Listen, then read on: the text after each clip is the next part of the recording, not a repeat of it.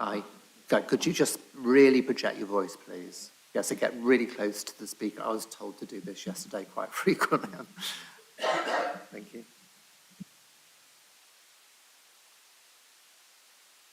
So the Committee Justice told me that we're now broadcasting.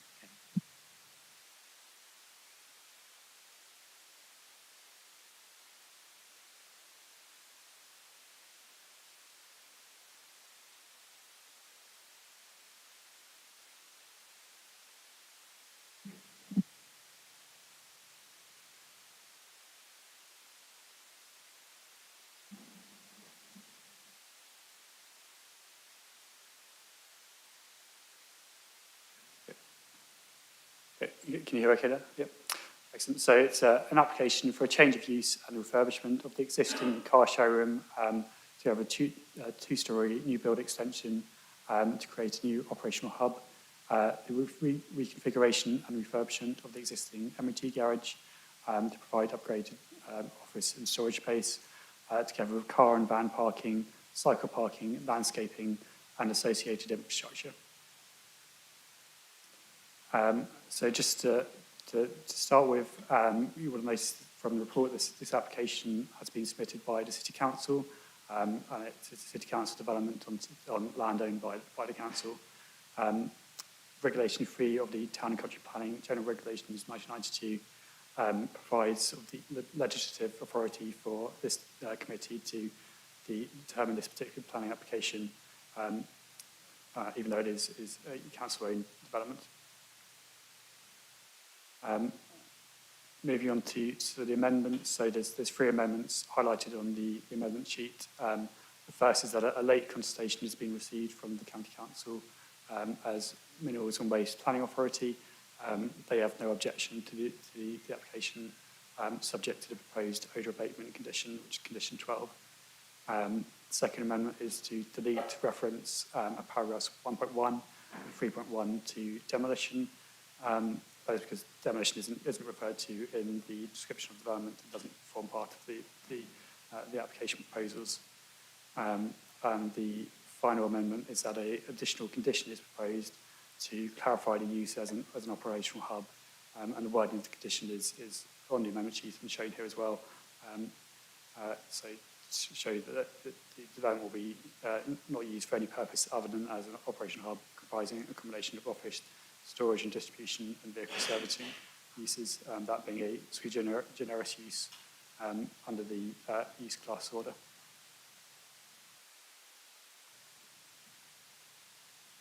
So moving on to the site location. So the site is located on Cowley Road in sort of northeast of Cambridge.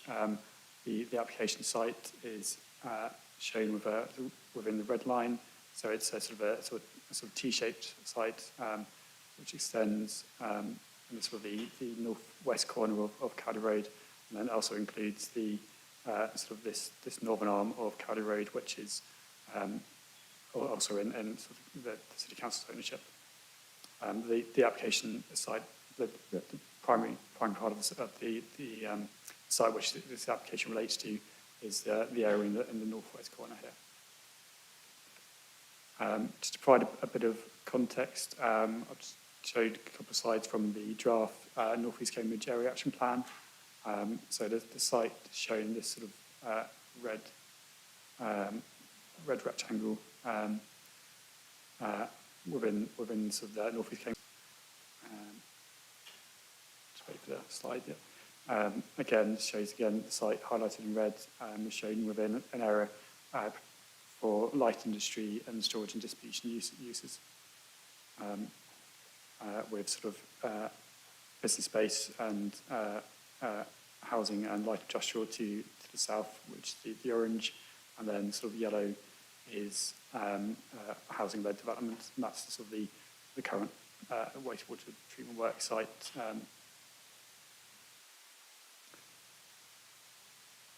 And just moving on to provide some more context. I'll just wait for the slide.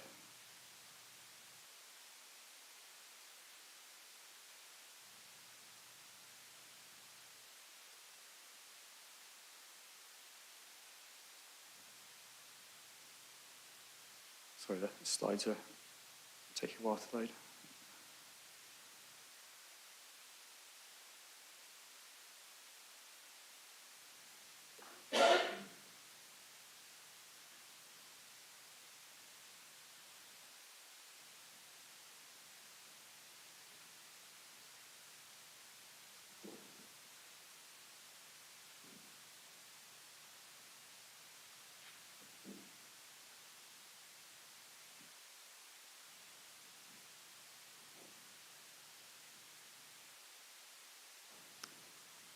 So this slide shows the site context. So the site highlighted in red, showing the sort of first public drain, which is the blue line to the sort of north and west.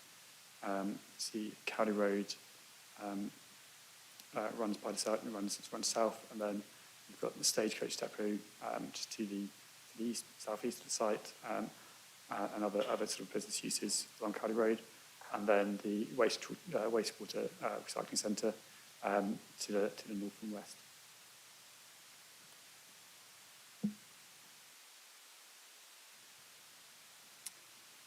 So this moving on to some site photos. So this shows the existing site. So it's currently used as a car showroom. You can see there's the main building there with sort of a parking and storage for cars. And then this is the existing garage building, which is proposed to be retained as well. And then sort of a wider view on Cowley Road, looking north towards sort of towards the site with the wastewater recycling centre behind, shows sort of you can see the existing access into the site, where the cursor is, and then sort of the T-junction at the end.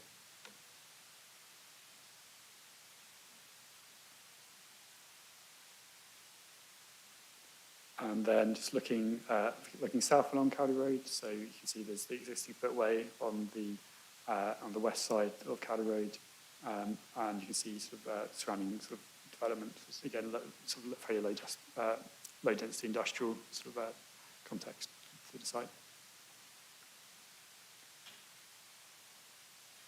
And this just shows the existing site plan, so you can see the car showroom sort of centrally within the site, the garage, and the sort of the north of the site, which is on the right of this plan, and then the rest of the site is sort of primarily sort of hard standing, used for storage and parking.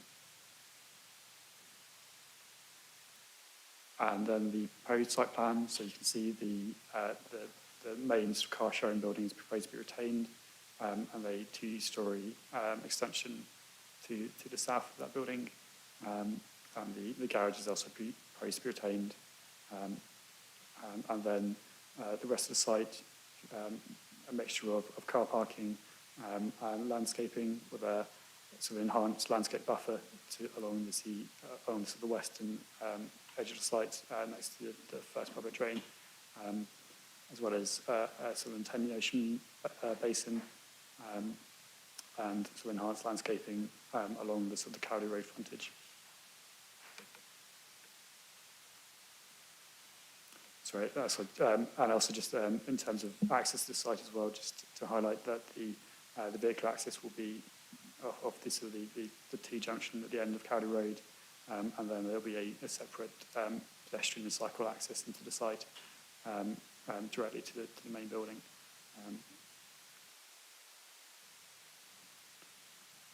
Just moving on to proposed elevations, so you can see the existing car showroom is the lower part of this, and then the two-storey extension of the car showroom proposed to be sort of rendered, and then the two-storey extension part clad in timber and part rendered. And you can see on this, you can see sort of the timber sort of brise-soleil as well proposed for the windows to provide to assist with sort of management of overheating and so on. Just moving on to the proposed ground floor plan. So this shows the sort of main hub building. So you've got storage in on part of the site, part of the building, sort of welfare facilities, offices, and as well as sort of a canteen, kitchen area, and sort of a reception. And then upstairs, there's further welfare facilities and storage and more office accommodation. And then the roof plan showing the proposed biosolar roof to the new build extension and sort of potential layout of photovoltaic panels to the existing car showroom building. And then just the proposed garage elevation. So this is essentially unchanged from the existing. So it's a brick building with a tile roof. And the floor plans for the garage as well, which are, again are largely unchanged. So the garage use for vehicle servicing and maintenance, majority of the building, as well as small areas of office and storage.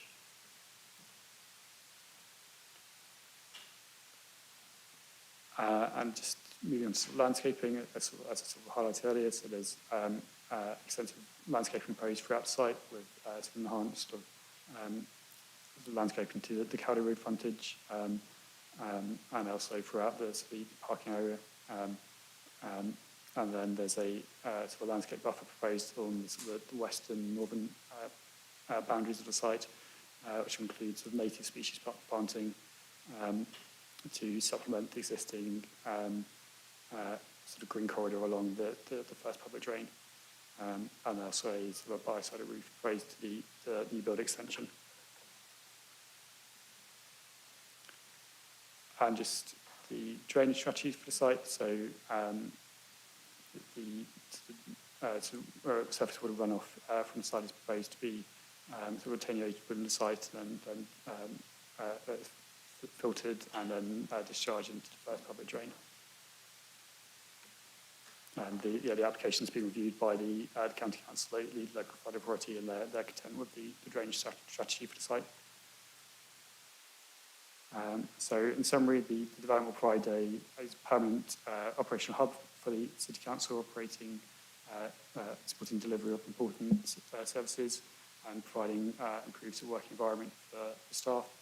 It will involve the adaptation and extension of existing buildings, so reducing embodied carbon compared to a sort of a new build development. It will aim to achieve sort of the energy targets from the emerging local plan with passive cooling measures to reduce heating and cooling, and an all-electric heating and cooling system. Odour mitigation is proposed through the mechanical ventilation system due to the proximity site to the wastewater recycling site, and water efficiency measures are also proposed, including grey water recycling and targeting free WATO1 BREEAM credits.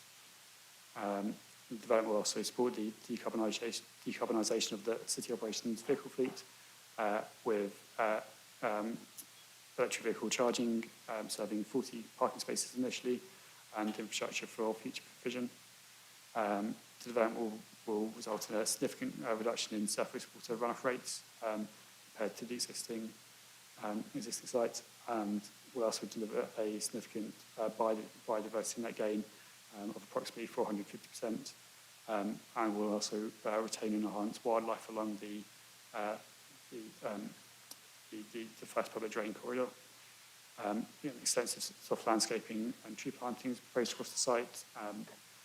The development is considered to represent a high quality design which responds positively to its context, and is considered acceptable in transport terms, with no significant impact on the local highway network expected, alongside ambitious sustainable travel targets, together with improvements to cycle and pedestrian access and high quality cycle parking.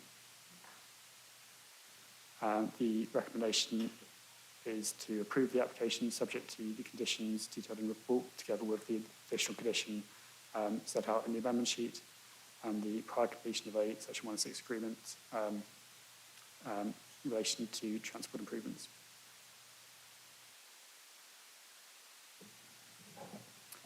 That's the end of my presentation.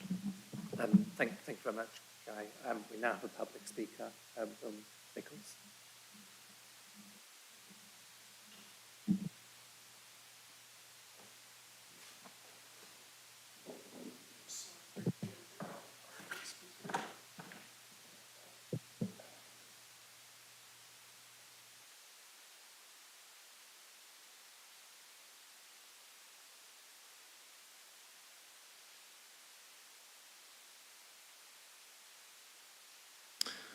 Thank you, Chair. The development proposal arises, my name is Will Nichols, I'm the planning consultant acting for Cambridge City Council, I should say. The development proposal arises from the need for Cambridge City Council to provide a long-term permanent operational hub to replace the existing depot.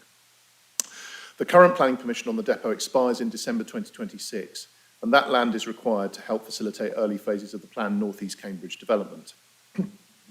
Considerable work has been undertaken by the City Council in the preparation of this planning application. This has involved an extensive site selection process, early engagement with managers and staff, public consultation events, and presentations to various committees and forums, including this committee back in October 2022. Pre-application advice has been sought from planners following the decision to enter into a planning performance agreement, and engagement has also taken place with other specialists, including the Quality Design Panel, CamCycle, the Council's Equalities Officer, and the Council's Access Officer. And the scheme has taken on board all the feedbacks and comments from these parties. A site selection process was undertaken, which considered various sites in Cambridge and the surrounding area, including within the Cambridge Greenbelt and beyond. Many possible sites were dismissed as being operationally unsuitable or in locations where planning permission was deemed to be very unlikely to be granted. As part of the process, Cambridge City Council's property portfolio was reviewed, culminating in the identification of this site. The site benefits from its sustainable location, close to a range of public transport and active transport opportunities, such as the Cambridge North Station, the busway, the Chisholm Trail, as well as conventional bus routes and the proximity of Milton Park and Ride.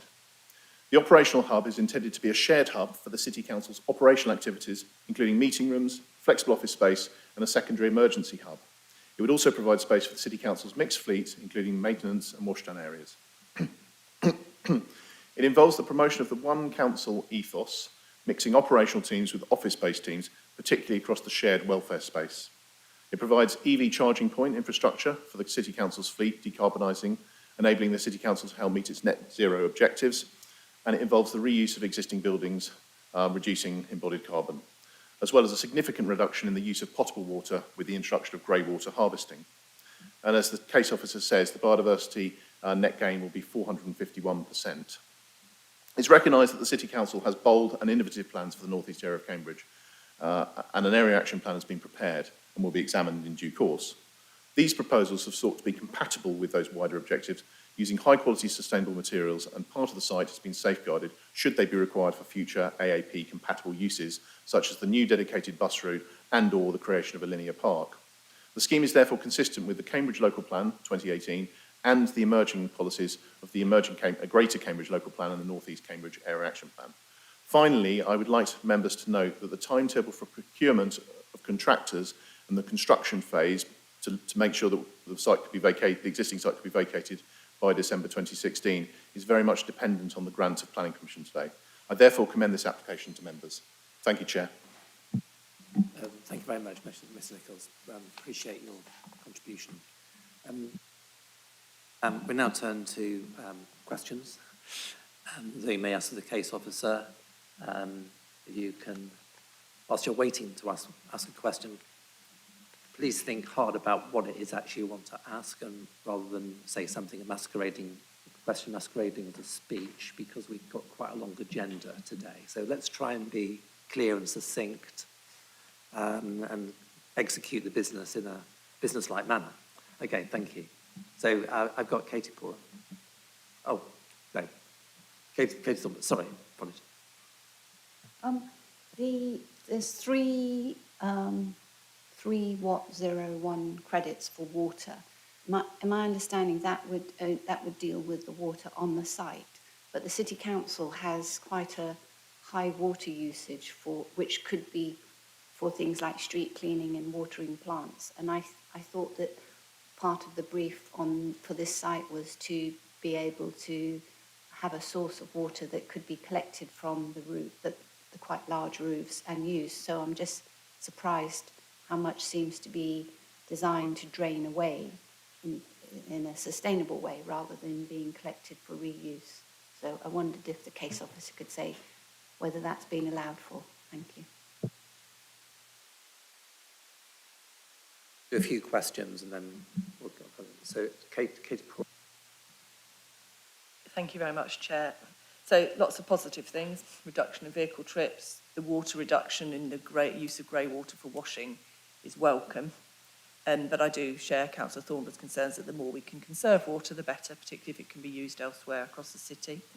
I wondered if the case officer could comment on the fact there's no staff parking. I think that's because we're hoping that employees will perhaps drive their vans home, but obviously it'd just be good to note that you're satisfied that there is enough sustainable travel options that are available at the times when the site will be operating, which I'm mindful are not your normal commuting times because it's obviously quite early in the morning often. Also, I think paragraph 18.14, it talks about the agent of change principle. So this idea that this will be a, not necessarily noisy use, but there will be some disturbances early in the morning. I appreciate we can't give much weight to the NEC, but just whether there's any mitigation we do need to consider to make sure that housing nearby that may come forward on the indicative master plan won't be affected. Finally, I'm mindful that in the indicative AAP, this is listed for higher buildings in the future, and I appreciate that the council appears to be leaving space for that. So what I wonder is, condition 11 relates to the trees. I want to make sure any trees that we plant would not be then have to ripped out, would not need to be ripped out later were we to later extend those heights to match the area action plan aspirations. So for example, thinking now about root protection barriers and things, because obviously it would be a shame to have these trees mature for 20 years and then obviously us change the use of the site when that could potentially be mitigated now with proper use of tree pits. Thank you. And Councillor Stabler. Yeah, thank you, Chair. So just a few detailed questions. Public drain, the first public drain kind of describes the edge of the development. I'm wondering if that carries any, the development of the site will make more complex any governance arrangements around first public drain. So it's not commented on, but is it, we're talking about some interaction with the drain. Is there an internal drainage board that looks after that, or is it county responsibility? It's not commented on. For cycle access, there is some mention of an improvement to the route, and I think under section 106 there will be a contribution made to a link from the cycleway which runs parallel to that first part of Cowley Road and the site. It's actually quite busy. All of that's quite busy, and if you were to drop a cyclist onto Cowley Road near the Stagecoach depot, it's still kind of busy and complicated. So it would be nice to get some reassurance as to the, if you will, the smooth running of that access, so that cyclists can reach the site without feeling unduly threatened. And then one final thing on the biodiversity net gain, around 460% is commendable. But we're starting from a very low base, and to understand what 460% means is quite a challenge. I don't want to, sound cynical about this, but if you start with a small number and you do a little bit, then actually that percentage could be quite high. But what does it mean in absolute terms? I don't know from the Ecology Act whether absolute actually features, but it would be good in situations like this where you're working from a very low base to understand the equivalent, if you will, of 20% from a more, kind of natural or perhaps agricultural site. I hope that's clear, but those 3 points, so governance around the first public drain, cycle access, and this big biodiversity net gain. Thank you very much. Can I just pick up your last point before I go back to Guy? I think we need to encourage the officers to put the absolute numbers in, because as you say, if you're starting from next to zero, 450% increase is very easy to achieve. It's meaningless really, isn't it? So if we could have the absolute numbers in future reports, please, that would make an awful lot of sense. So thank you for picking that up. So Guy, you've got Katie Thornborough's, Councillor Thornborough's question relating to water collection and recycling.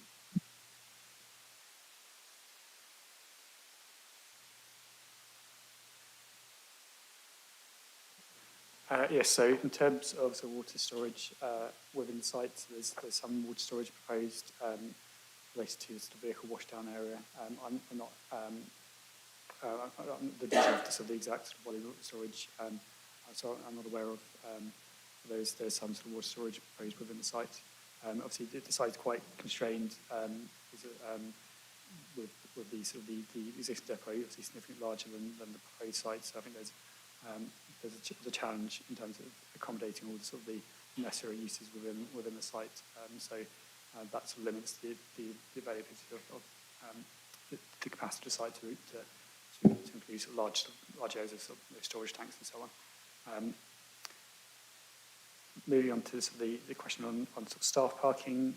So there's a sort of extensive sort of travel planning process which has been going on with the operations staff to look at and look at sort of the operation model for the site, and also and sort of the city council will also just be reviewing how its sort of operations sort of will use the site to its vehicle fleet as well.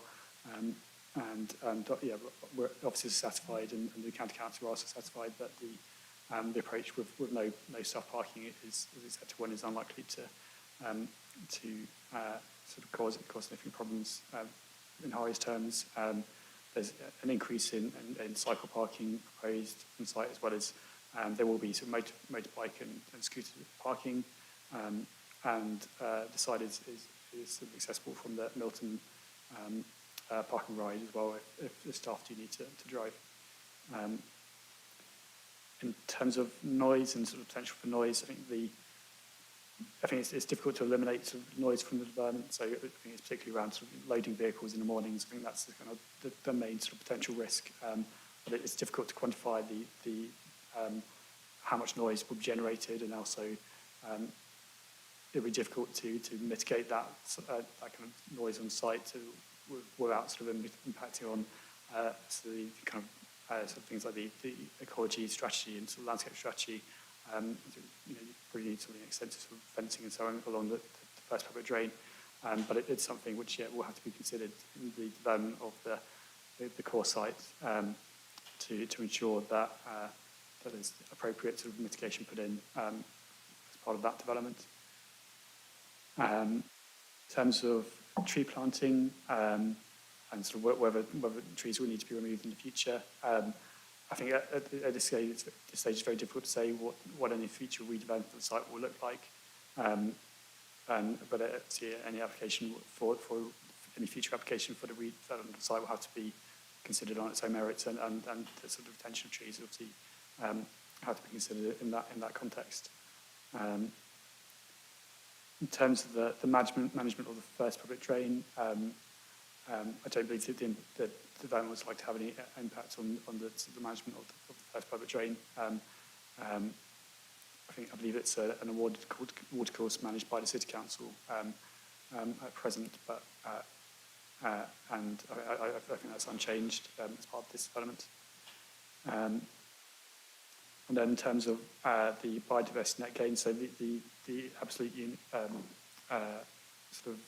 net gain, so I think the existing site has 0.1 habitat units and no hedgerow units, and the proposed development will have an additional 0.44 habitat units and an additional 0.13 hedgerow units. I don't know exactly how that relates to, but how to sort of kind of equate that to a kind of a sort of a spatial kind of. But those are the absolute units in biodiversity net gain terms.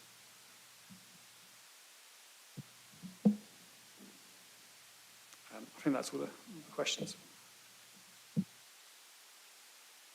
Have you addressed the question around the cycle route and the contribution towards the bridge linking to the Chisholm Trail and the cycle safety on Cowley Road?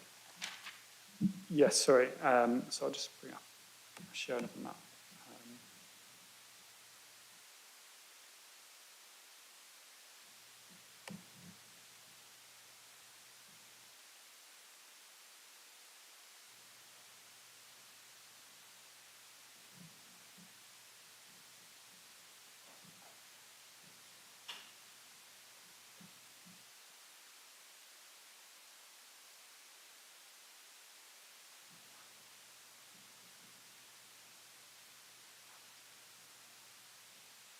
So this just plan just shows the sort of wider context of the site.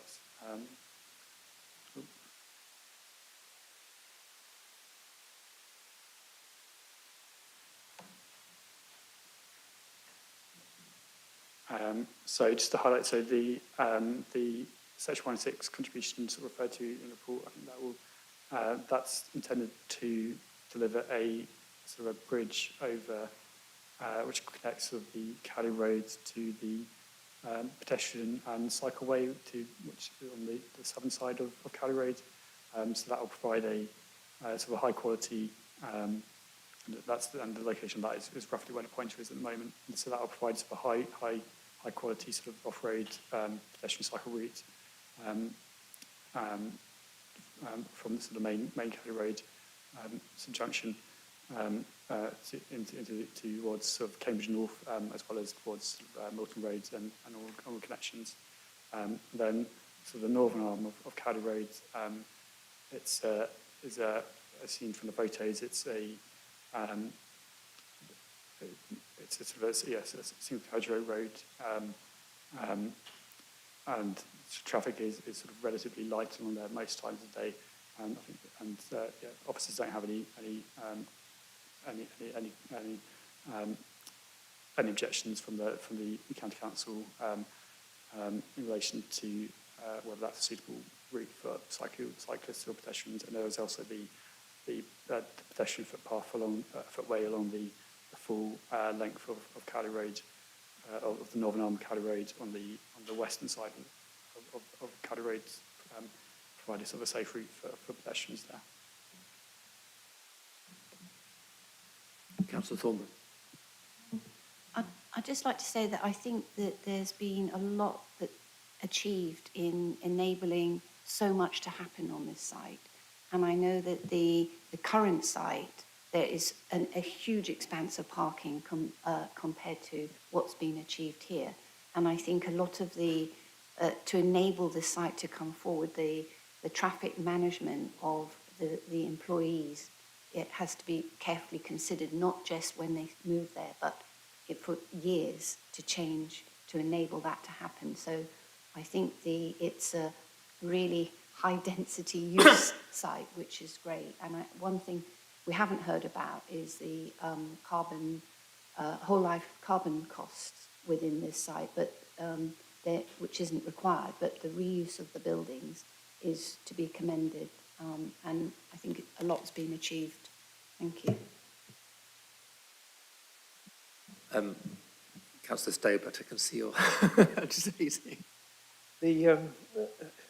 Back to the cycle access and the bridge. I know that this probably isn't the forum to be discussing things like bridge design and whether cyclists who are using that very nice cycleway between Milton Road and Cambridge North will actually take, what would be, it's not awkward, but climbing over a bridge, is a challenge to a cyclist often, and whether they would, by preference, just cycle down Cowley Road in amongst the traffic. So I think this, and again, I would, like to contribute, or like to feel that we're contributing to a proper discussion, but maybe it's not here, as to, first of all, the design of the bridge and the kind of the cycle flow, because we are anticipating quite a number of people using active travel modes to reach this new facility. It is a busy road, and I just cycled up there this morning, and the tarmac trucks are coming out from the right and the buses on the left and so on. So it is quite a challenging environment, but I believe with a good, with consideration, it could be made safe, but it's not going to happen, without intervention and design. Councillor Bourne. Thank you to the officer. Can I suggest, if members are willing, we slightly tweak condition 7 just to make reference to the tree species that would be appropriate for the longer term if heights do increase? It's sort of implied in there, but I just wouldn't like that to be forgotten, because obviously we don't want to plant a tree that's suitable for a 2-storey place and find out later it's going to be starved of light. So if members were willing, I'd just like to put that in, just so when the tree officer goes through, they will be mindful of that, if that's acceptable to the officer as well. 7, I would suggest, in B, I think. Can you just tell us the page number? That is page 58, so it's condition 7, and it's the B, ecological trends and constraints. I'm happy for it to be delegated to officers to Word, if that's acceptable to the chair and officers. Okay. Are there any other questions, issues that you want to...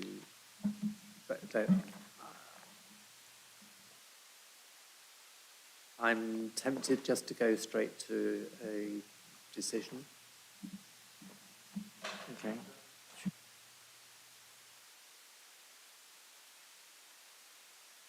It's not really a question, but it's just an observation that the site of this, which is effectively low density compared with the new proposed new plan, which I know we have to give a low priority in terms of weight, but it's just a comment that this is going to be between the main densely developed area and the proposed green area by the River Cam, which will be the area which is going to be looked towards providing green space for the new development. And to pass a rather low density light industry area might be difficult, might make it a less attractive move in that direction. So I think it should be, just to emphasize the importance of landscaping and screening of the site for future, in relation to the future development, I think is important. So that's just a general observation. But in terms of the decision, obviously we're basically on the local plan, and I can't see any problem about that.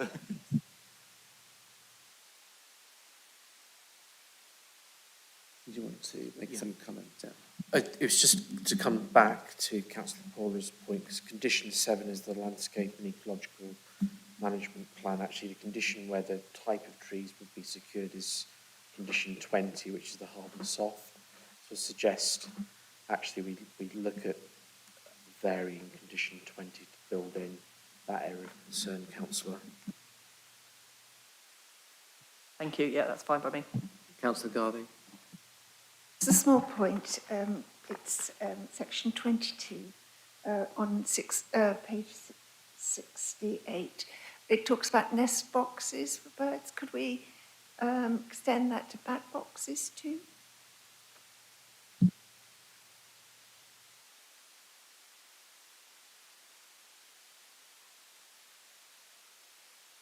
I think the officers need to advise on that. It's not a natural bat foraging area, but we can ask the officers on that particular detail. I don't think that needs to be embedded in there. Right, condition 22. Yeah. Chair, through you, I think we could accommodate that as a possibility.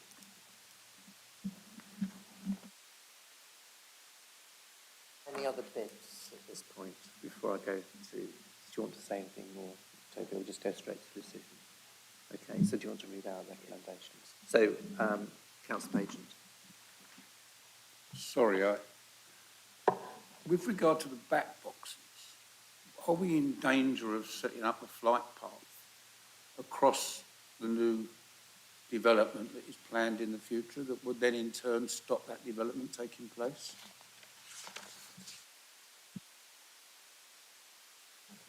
Of course. Through you, Chairman, I think there is already a kind of wildlife corridor there along the first drain that has kind of various kind of ecology that inhabit it. So any future development along here is going to have to take into account ecological constraints, including potentially kind of waterfalls, kingfishers, etc. And I don't think we should exclude bats from that. Okay, bats are important. So can we just have the recommendations read out so you know what you're going to vote on? Thank you.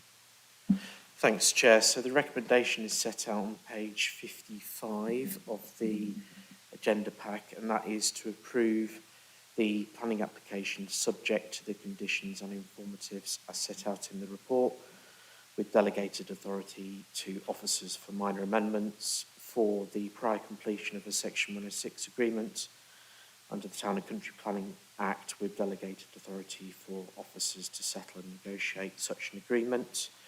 For an additional condition as set out on the amendment sheet specifying the sui generis use of the permission, for a variation to condition 20 to give account for mature or significant tree growth, the wording or rewording of that condition delegated to officers of the variation of condition 22 to include the provision of 4 bat boxes as necessary. Again, the wording of that condition delegated to officers.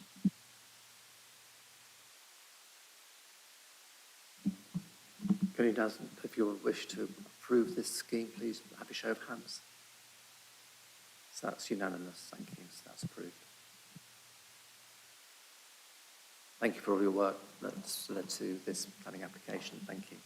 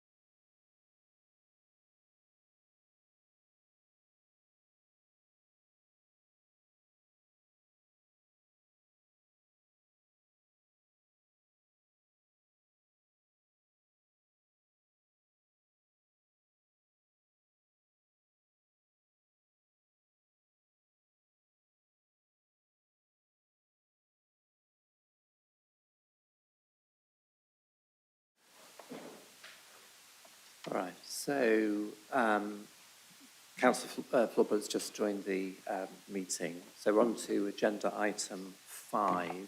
This is applications 07/0003/COND 51A, 52E and 53. Concerning land between Huntingdon Road and Histon Road, Cambridge, better known as parcel BDW2 at the Darwin Green site. I'm the local ward councillor for this particular site. I have received and made representations on behalf of residents into various matters in connection with the Darwin Green site. But I come to this application fresh and unfettered and will consider it on its merits. Thornborough. Chair, I've also attended some public meetings with the residents to help explain certain aspects of the issues that are arising, but I'm unfettered in this application. And Councillor Williams, there's a University land connection here. It's Christ's, yeah. I think I'd probably ought to sit this one out. It's remiss of me not to have said it at the start, but I think I ought to declare an interest in this, given the interest of my college, potentially in this. I think the land has now been transacted, has it not? Has it got full consent? Yes. It's an overage rights issue, Chair, which makes Okay. me cautious, even though the application has been Okay, made. so you excuse yourself I from think, yeah, I think we're consideration. still for it if I leave. Okay, thank you. Sit outside. And any, Councillor Khan? I have attended a couple of meetings which the problems that have arisen have been explained to me, but I come to the matter afresh. Councillor Pora. Again, just to note, I do chair West Central Area Committee, but where this has been raised, but ours and other members, including Councillor Smith, remained unfettered and didn't express views. So I would like to confirm I'm also unfettered in my discretion. Thank you very much. So, could the case officer please introduce the report? Thank you.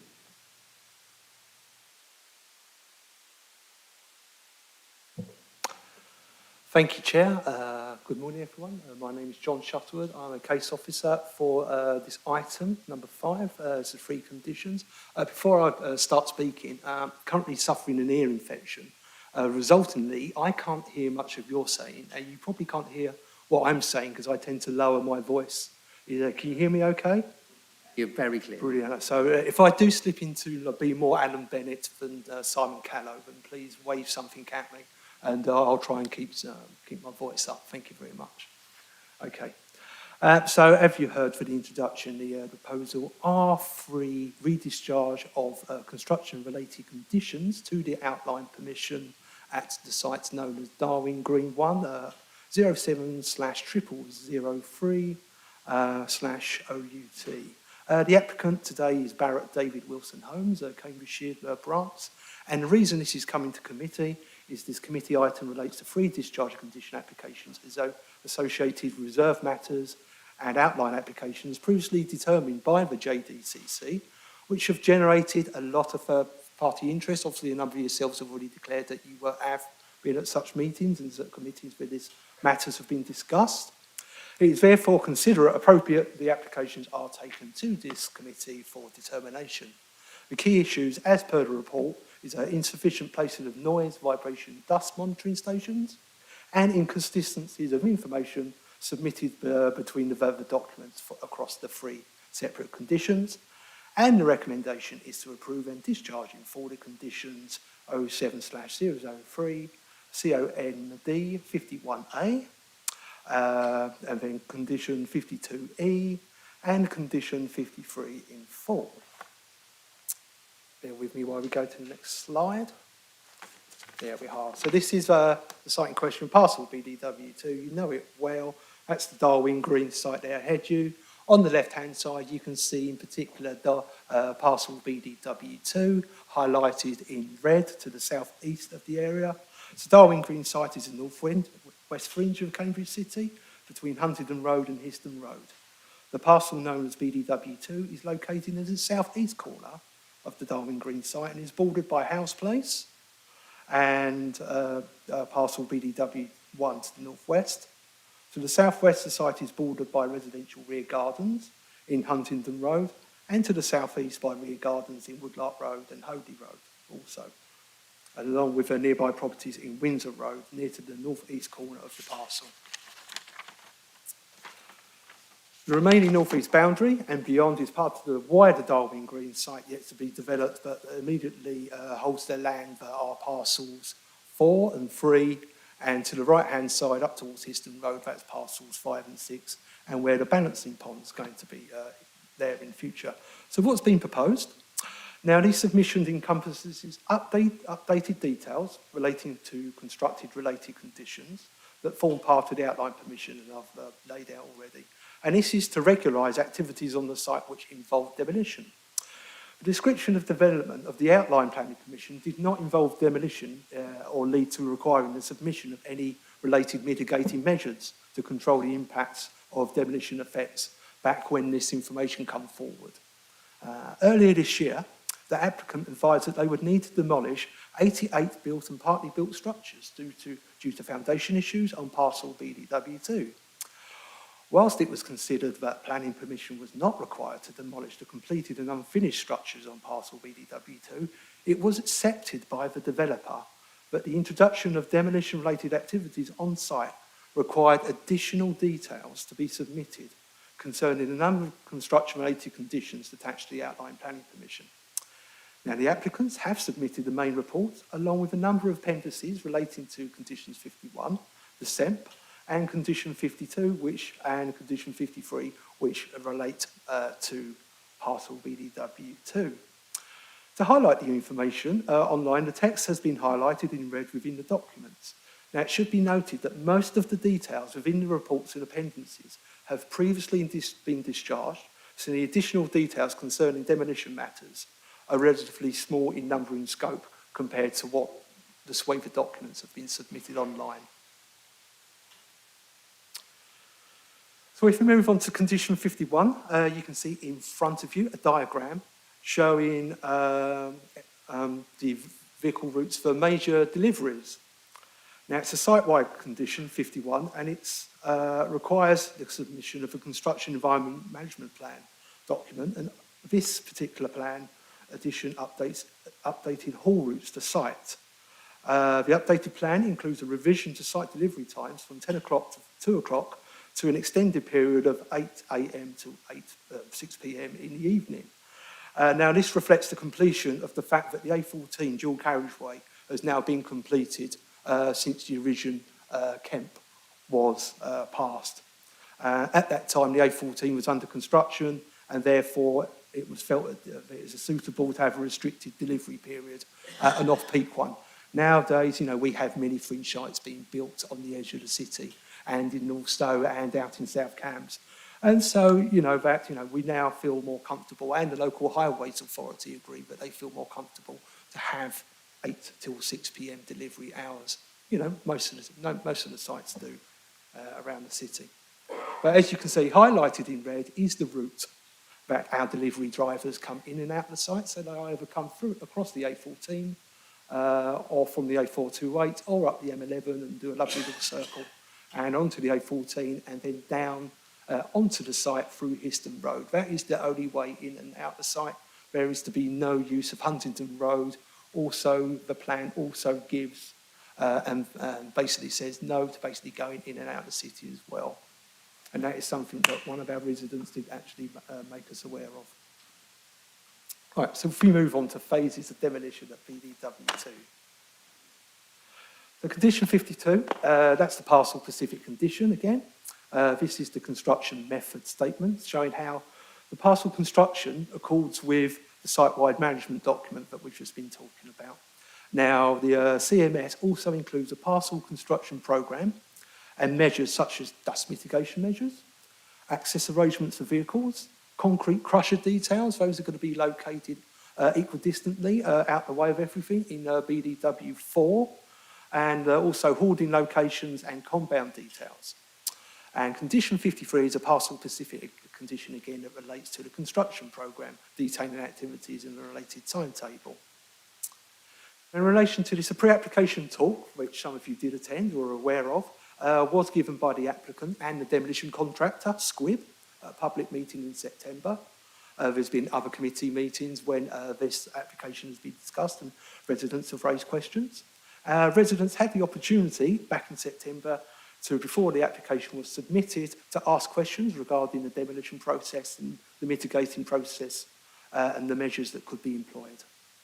Now, the diagram in front of you, it's hard to see from this angle, but I am basically on purpose using the same drawings as there are in your drawing pack, so you can hold those up to your face more closely if you want to. So the structures in green, those are the ones that are being retained and are staying. Okay, and it is the structures in red, they are the ones due for demolition. Now, obviously, the structures in red have arrows going across them. And what that is to show is to basically say how, in what order, they will be demolished or proposed to be demolished. And this will happen in an east to west direction, using the existing structures as an additional shields from any noise and any dust being created. Let's move on to the demolition plan. So, there was a large consultation of responses asked for. Normally, publicity is not required for condition discharge applications, but it was felt that due to the nature of the applications, 140 near neighbour letters were hand-delivered, notifying of the consultation and asking for any comments to be made online. Now, as you can see, here's the site in front of you. The green in the middle of the site, those are all the houses that are due to be demolished. On the top left-hand corner, You can see roads highlighted in cream and houses in black. They are considered to be the nearest sensitive receptors with regard to any noise, dust, vibrations. These ones they form part of the already completed BDW1 process, such roads as Falmouth Avenue, Plymouth Close, Falmouth Close. And alongside those, there is a proposal to have a 7-metre high screening fence. What that will do, that will obviously prove some additional visual screening. It will also add to dust screening. And also they estimate that there will be a 10 decibel reduction in the materials used of that screening in order to limit noise. Elsewhere, if I move on to the consultation responses for a second, no objections from the city environmental health officers, so any of the details were received across the 3 conditions, and the local highways authority had no objections in relation to conditions 51A and 52E concerning transport issues. And it must also be noted that our building control services were also notified of this, and they noted the details online. So I just want to come back to the demolition plan drawing. So I've highlighted our nearest receptors. And then also you've got other areas of concern that would be affected by this around the outside. We'll go from left to right. So you've got Howes Place in the bottom left-hand corner, sweeping down along Huntington Road with larger than average rear gardens. And then you have properties up the eastern side of the boundary with parcel BDW2. That is Woodlark Road, and then Hoadley Road is in the top right-hand corner, and Windsor Road just beyond that. A case officer Q&A session was also held in the evening during the application stage at the Darwin Green community rooms, and this was attended by residents, and they had an additional opportunity to ask any questions there also.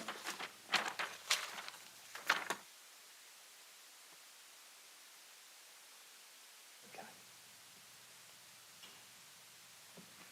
So, what was said? What did the residents make out, and how have Barratt's addressed this? So, first of all, the comments came in, even though there hadn't been any objections received from the environmental health officer or any other consultees. The applicants took away the details and amended them, addressing the concerns and objections raised by the residents. So what I propose is to basically go through what information they came back with, and then mention within that the objections, the nature of objections raised. So,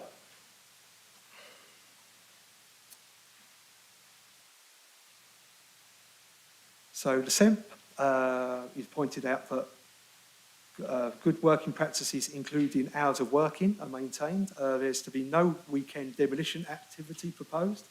Single access in and out of the site using the dual carriageways.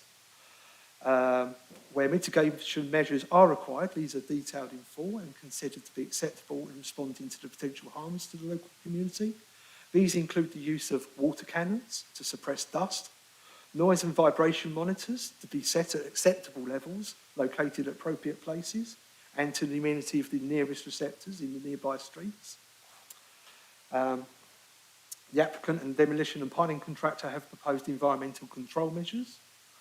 They submitted details for a 24/7 man telephone hotline to report incidents of noise, vibration and dust complaints requiring immediate investigation. I understand that this particular hotline is going to be maintained by Barratt, the applicants. The number of noise and vibration monitors have increased since initially proposed, and their position has been updated following the comments received from Howes Place. The SEMP document illustrates the positioning of the 7 environmental monitors to account for residents in Howes Place, Huntington Road, Woodlark Road and Hoadley Road, which I've pointed out around the 3 sides of the site. Following comments made by residents, inconsistent details between the 3 documents, in particular SEMP, the CMS and the KEMP, such as different British standards quoted, These have now been reviewed by the applicant and amended details have been submitted to overcome these inconsistencies. The information relating to the proposed noise, vibration and dust monitors referenced within Appendix C to the SEMP have been uploaded under Appendix S6 monitors on the resubmission. And the monitors include a sound range to pick up levels up to 130 decibels. This amount is reportedly to be above the anticipated levels of noise between 75 and 85 decibels when working closely to boundaries. The applicant has confirmed there is to be no asbestos present in the structures to be demolished. Screening where applicable will be considered where work is against sensitive receptive boundaries, and I've referred already to the 7 metre high screening. Other noise reduction measures may be used, such as dampening mats, and these are mats that basically laid on the ground and then machinery goes on top of these mats. It acts as a kind of a crash mat. The SEMP document details and an email responding to residents' questions state there will be no weekend demolition work unless in acceptable circumstances. Conditioned working hours do permit work on site relating to other plots which are not affected by the demolition, as well as deliveries from 8 o'clock in the morning to 1 o'clock on Saturday. So it is proposed to give the residents a break regarding demolition and piling, but there will still be some level of construction activity on the site on Saturday mornings. BDW Cambridge and the demolition contractor Squibb propose a method ensuring that the local residents are aware of the works, the timing of implementation, and to give opportunities for residents to engage with the site team. I understand that this includes an email going out to residents' associations, and also I'm aware that individual residents also contact Barratt's directly. There was one third-party representation not addressed in the information I've just given. That representation referred to that their garden within their property, backing onto BDW2, floods quite regularly, and the approval to these conditions to be given on condition of implementing substantial modifications to rectify drainage problems and to effectively mitigate the associated flooding risks. The offer's response is that additional details concerning demolition submitted to the construction management conditions are not directly linked to the drainage conditions. However, there are other details relating to parcel BDW2 that have been approved concerning drainage on condition 12 of the reserve matters application. And you can say that this particular case officer is well aware of residents' issues concerning drainage, and it is something that I do intend to deal with in due course. Finally, I'd like to say the details submitted concerning the camp and its appendices, the CMS and its appendices, and the construction programme are considered to minimise and mitigate any potential harm to residential amenity resulting from construction works on the site. Thank you, Chair. Thank you very much. We do have a public speaker present in the chamber or online.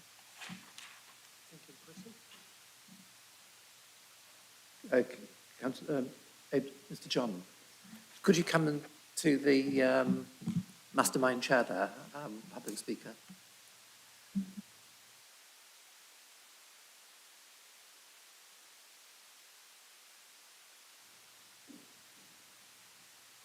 You have 3 minutes, please. Thank you.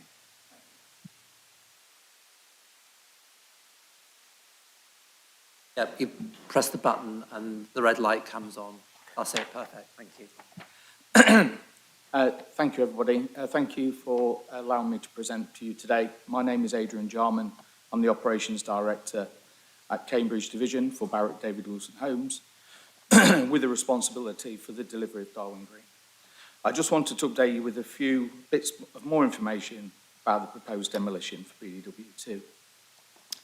As you're aware, following quality assurance checks earlier this year, we discovered issues with the design of the foundations of the units under construction.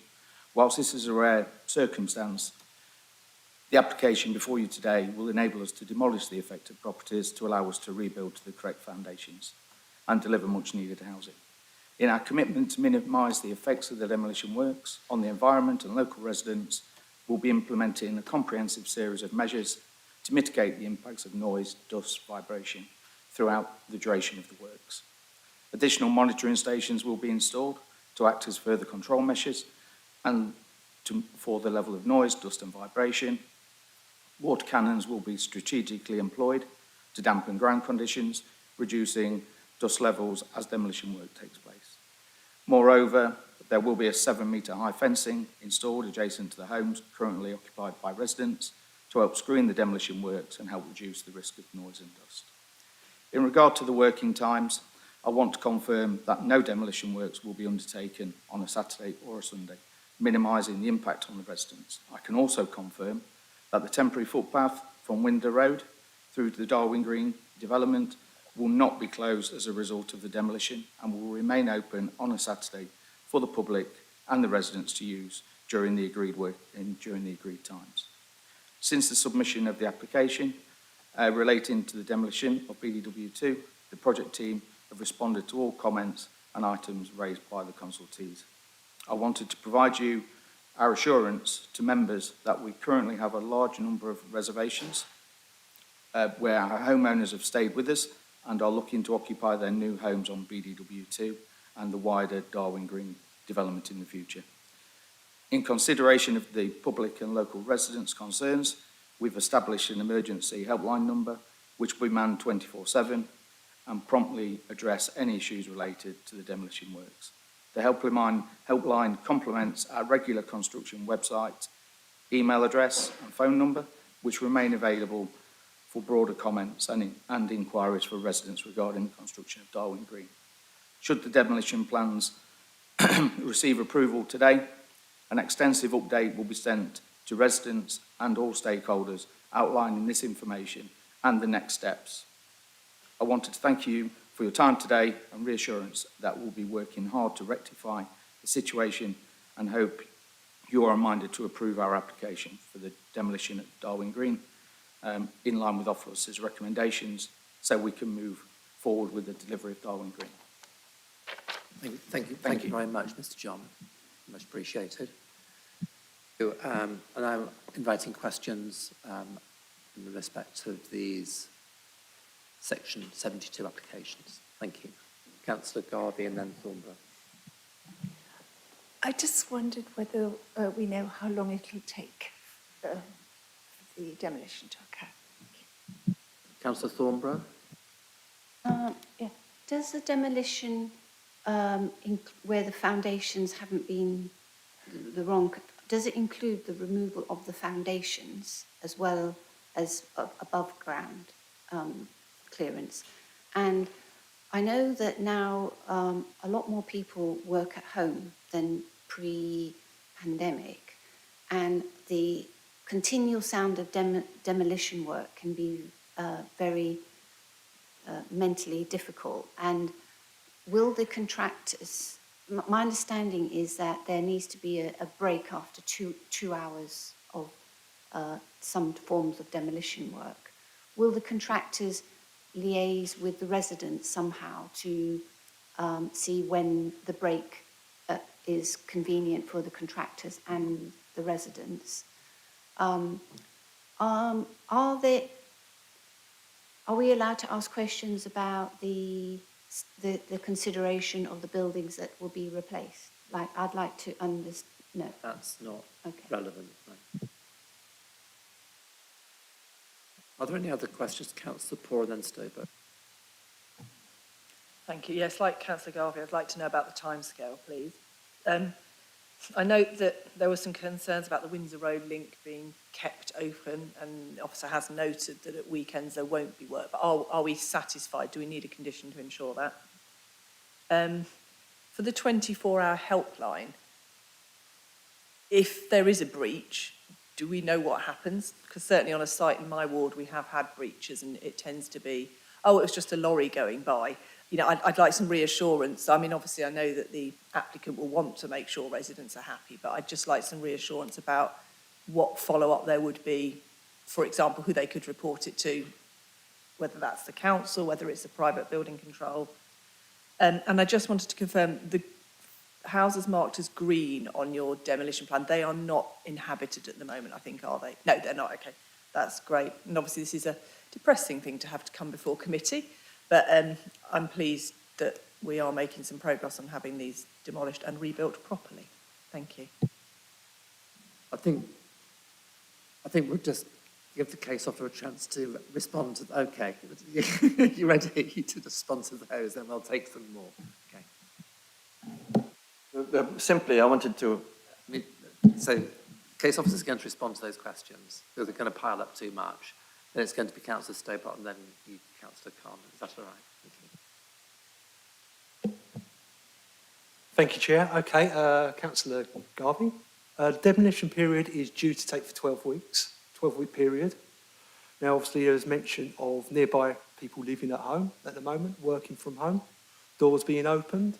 It is, hopefully, Barrett's are of the opinion that they would like to start as soon as possible. If they were to start mid-January, that 12-week period would go through to, say, mid-April. This is the coldest period of time, practically, so this is the time where windows are less likely to be open, if you get my meaning, and we're more likely to be doing the right things, conserving energy, keeping our windows shut. To Councillor Thornborough's point regarding the removal of the foundations, yes, anything that has to come out built above ground, including the structures that has the cracks in the walls, and also there are a number of the structures listed that are just foundations in the ground for outbuildings as well as the actual buildings. They all need to come out because what's been used, they've clearly used a foundations slab type, where actually these need to come out, then they need to be piled, basically. As I understand it, the houses that have been retained in green, they have had a different method of actually being piled on those ones. And that's why they're staying. So everything will go. Convenient times for demolition, this has been raised by residents. It certainly has been spoken, I understand, that Squib are open to basically doing blocks of periods of time and having breaks. As you say, many people work from home. We have also looked at the possibility of using a space in our newly opened Darwin Green community rooms as a hub, as a working from home area, or as a place for people to come as well. But obviously that's something that the council has been proactive on, rather than something that's been laid on directly by the applicant. The other one, so with regards to the reporting, so how it works, you've got the 7 monitoring stations on site. They monitor and go off and trigger and alert Squib, the contractor, when excess noise decibel levels are reached, vibration levels, dust particles are reached as well. So that's the first circle of enforcement.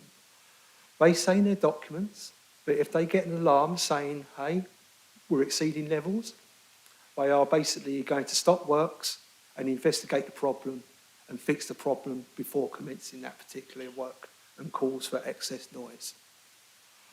The second time around that, as well on top of that, you also have the BDW manned helpline 24/7. As I understand, it goes through to someone of BDW. After that, it is then passed on to Mr. Jarman himself or customer care or another person high up in the Barrett's Cambridgeshire division to basically deal with. Beyond that, yes, failing that, residents are always free to report matters to EHOs, or if it's alleged breach of planning control, they can come to us as the planning service and report it as well. That will naturally come to me, just to give you a piece of information. Certainly for the foreseeable number of months, I will be going regularly on site once a week, having weekly meetings and walking around the site with Mr. Jarman and raising any concerns that have been raised directly to myself for resolution. There was a question about the path opening on Saturdays. There's still a cloud of ambiguity around that. There's a commitment that there'll be no demolition works and piling works happening on the Saturday, but the documents do suggest that there's deliveries and construction could still operate within the approved working hours. So could you just clarify whether this path is going to be open on a Saturday morning or not? Thank you. Thank you, Chair, for asking that. So to clarify, it is within the document, and I have had emails to clarify that. You've also heard from the public speaker, Mr. Jarman, today, basically saying that there is going to be no demolition and piling on Saturday on the one hand. However, there's still going to be some construction and deliveries on Saturday morning between the hours of 8 till 1. And as such, the shared link path connecting Windsor Road up with the rest of the site, that will be closed during 8 till 1 on Saturday still. It currently is, and it will be during the demolition process, and no doubt it will be shut as well until we can find a resolution, and we're trying our best to basically come up with solutions that Barratt's will accept in order that it will be open during times of construction. But there are health and safety issues in public meetings that Stephen Kelly is also Director of Planning, has also referred to, as to why that might not be something that can be always available to do. Councillor Stobart. Chair, thank you. So my question concerns the noise and vibration regime, which, through you, Chair, the planning officer has done a fine job to describe that kind of escalation process.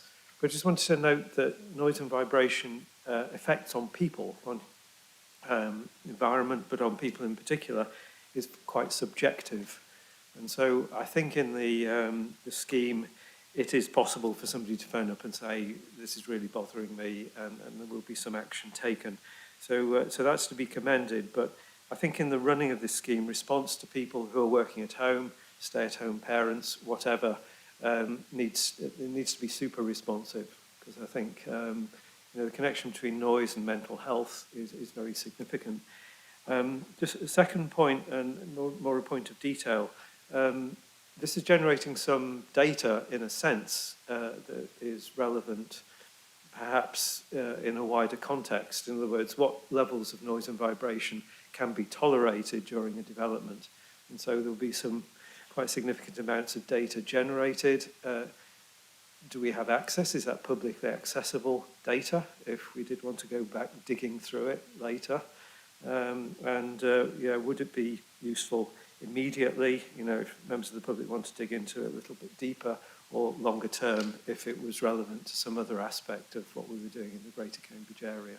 So kind of ownership and use of data, but I know that's a fine detail compared with the rest of the stuff that we're talking about. So, Councillor Khan, please. Firstly, just to note that the access, I hadn't thought about this beforehand, is actually through a corner of my ward, but I've had no comments on it, and I'm approaching the matter afresh. Okay. But it's linked to that I was going to ask.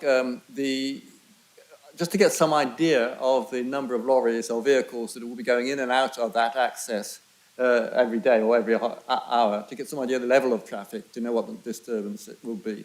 It is some distance away from the nearest house there, because of the allotments and various open space in between, but it will be useful to know whether there's going to be any, whether at that junction there's going to be extra noise, perhaps, or disturbance. And Councillor Thornborough.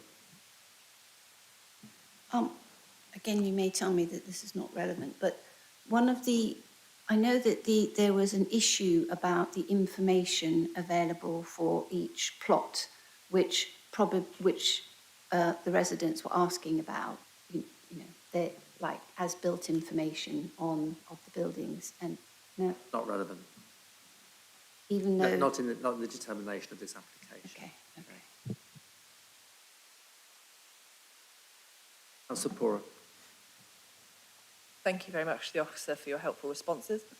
I think, having worked on a site where we had piling, the most useful thing that can be done is telling people in advance exactly what time the piling will happen. I know that's implied, but I would strongly urge that, because then you can plan your work and your day around it. And I'm just mindful, obviously, we will move on to the rebuild after the demolition. could I just ask, is that coming back to committee? Because obviously we've now got residents living there who weren't previously living there when presumably the original outline and reserve matters were agreed. So will this be coming back again at some point for us to look at any additional conditions about noise and rebuilding? I appreciate it's not directly relevant, but it would be useful to know. Thank you. That's going to be one for the case officer. Got a few questions there. Can you just provide some answers, please? Thank you.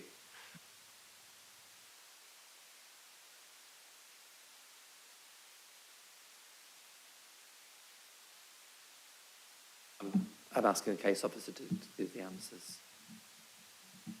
We did the last series of questions, so then I'll come back to Councillor Garvey. Is that okay? Otherwise, I've already forgotten what they asked. I mean, Thank you, Chair. Okay, so let's start off with, I totally agree with you, Councillor Stobart. Noise is subjective. I do have some experience of working from time to time on out-of-hours noise complaints. Noise moves in a very funny way.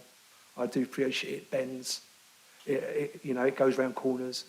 It changes the frequency along with vibrations considerable, and people hear different things. Different people hear different things. I appreciate that. Regarding whether any more noise details can be recorded, now I have to turn around.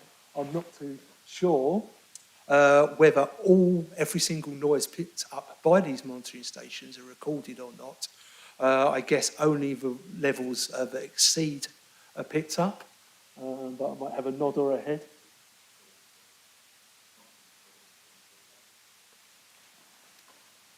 I'm afraid I didn't hear a word of that, so. It's constant recording, but I suspect it's a matter for Squib to discuss this. I think it's something outside this meeting. Perhaps it is a level of detail that we could ask the applicants after this, possibly, to be able to make available to residents. I do know the applicant does stress that they want to work with residents, and so suggestions that they want to have and make residents aware of when work is going to happen. I would strongly suggest that moving forward, that happens often with as much detail as possible, so residents are aware when they are working and when they're not planning to work. It's a case of working together, certainly, over these 12 weeks and moving forward through the construction period. With regards to the amount of any additional lorry movement in and out through the small corner of Histon parish, as I understand it, Impington Parish. Impington, sorry. I understand that it's going to be one a day basically, because the majority of the materials are being crushed on site at the crusher related in BDW4. Materials are being carefully taken off where they can and being reused on the new rebuilt houses. So additional lorry movements are going to be minimal compared with if you didn't have an on-site crusher. Then all of those would have to go to the nearest waste compactor.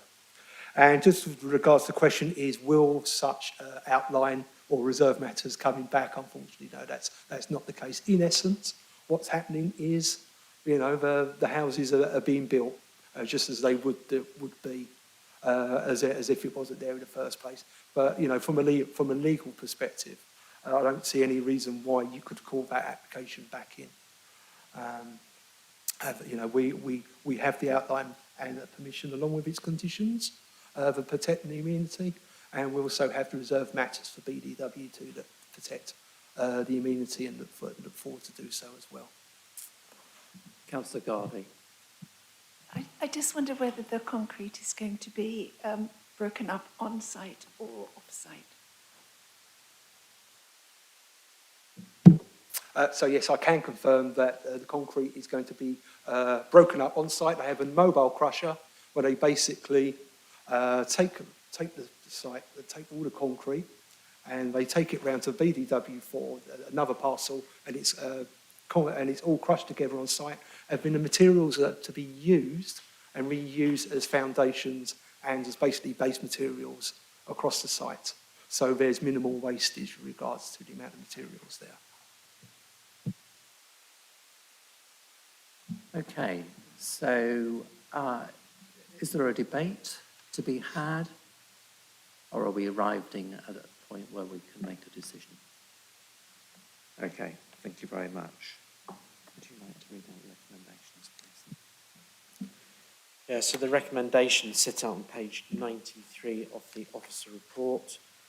That is to approve and discharge in full planning conditions 51A, 52E and 53.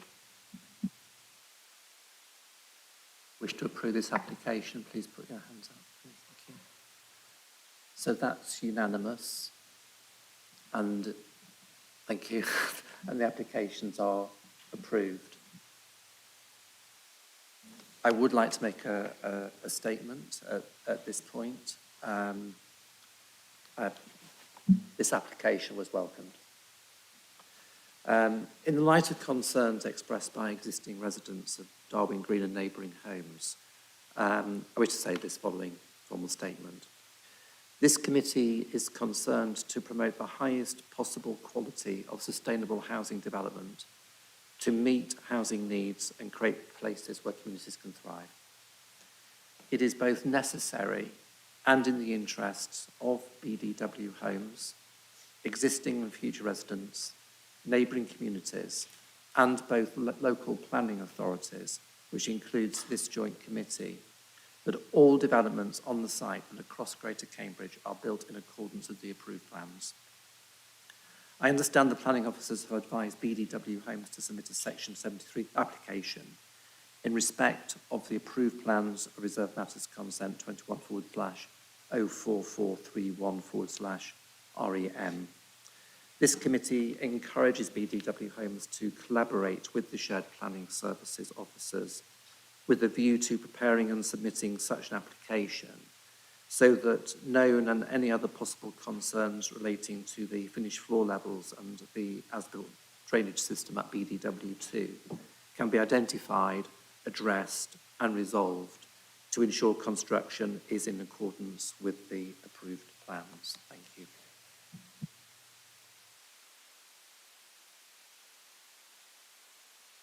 At this point, is it timely to have a short break? Thank you.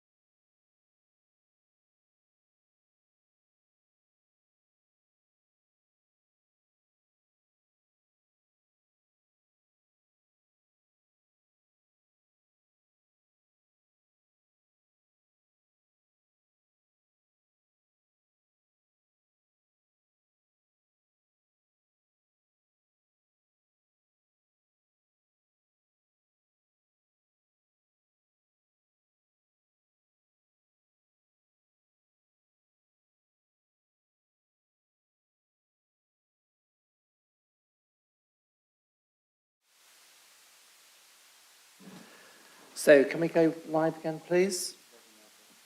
Thank you very much. I'm now going to introduce agenda item 6, which is 22/03273/FUL, land east of Park and Ride, Newmarket Road, Teversham, Cambridge. So could the officer please introduce the report? Thank you. Thank you, Chair. Good morning, members. Is it still morning? Is it afternoon now? It is still morning. Yes, so as Chair has explained, this is an application land east of the Newmarket Road Park and Ride site for the construction of a temporary replacement car storage compound and pre-delivery inspection building associated to the operation of Marshall Garages. Starting off, drawing members' attention to the amendment sheet. Quite a typo on my part that the applicant is not the NHS, it is in fact Marshall Group Properties. I used last month's committee report, and apologies for not picking that update up. And a revision proposed to condition 1. The additional wording is highlighted in bold, and that is effectively to enable the local authority to agree the restored land condition when the temporary permission ceases. So we're recommending that that is added into any consent. So the application site, I'm sure you'll all be familiar with where it is. This is the Newmarket Road Park and Ride site. The application site lies to the east of that area and to the north of Cambridge Airport. The next image just shows the site in the wider context. Again, Newmarket Road Park and Ride to the west, Cambridge Airport to the south.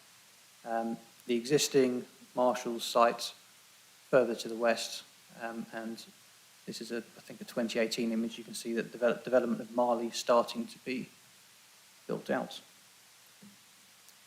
How this sits in planning policy, it falls within the Cambridge East area. The site itself is located within an area of land safeguarded for future development, policy SS3 in brackets 4.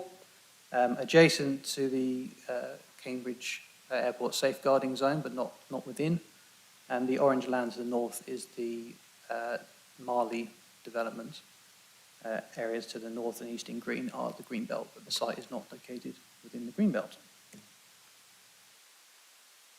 Again, just for context, this is the existing site within Marshalls. You have Newmarket Road to the south off of this image, and to the north you have areas of car storage associated to those dealerships indicated in pink, and the pre-delivery inspection building located here in green. Marshalls Motor Group are contractually obligated to re-provide this facility for Marshall Group Properties are contractually obliged to re-provide this facilities for Marshall Motor Group. Almost a like-for-like replacement as set out in the reports.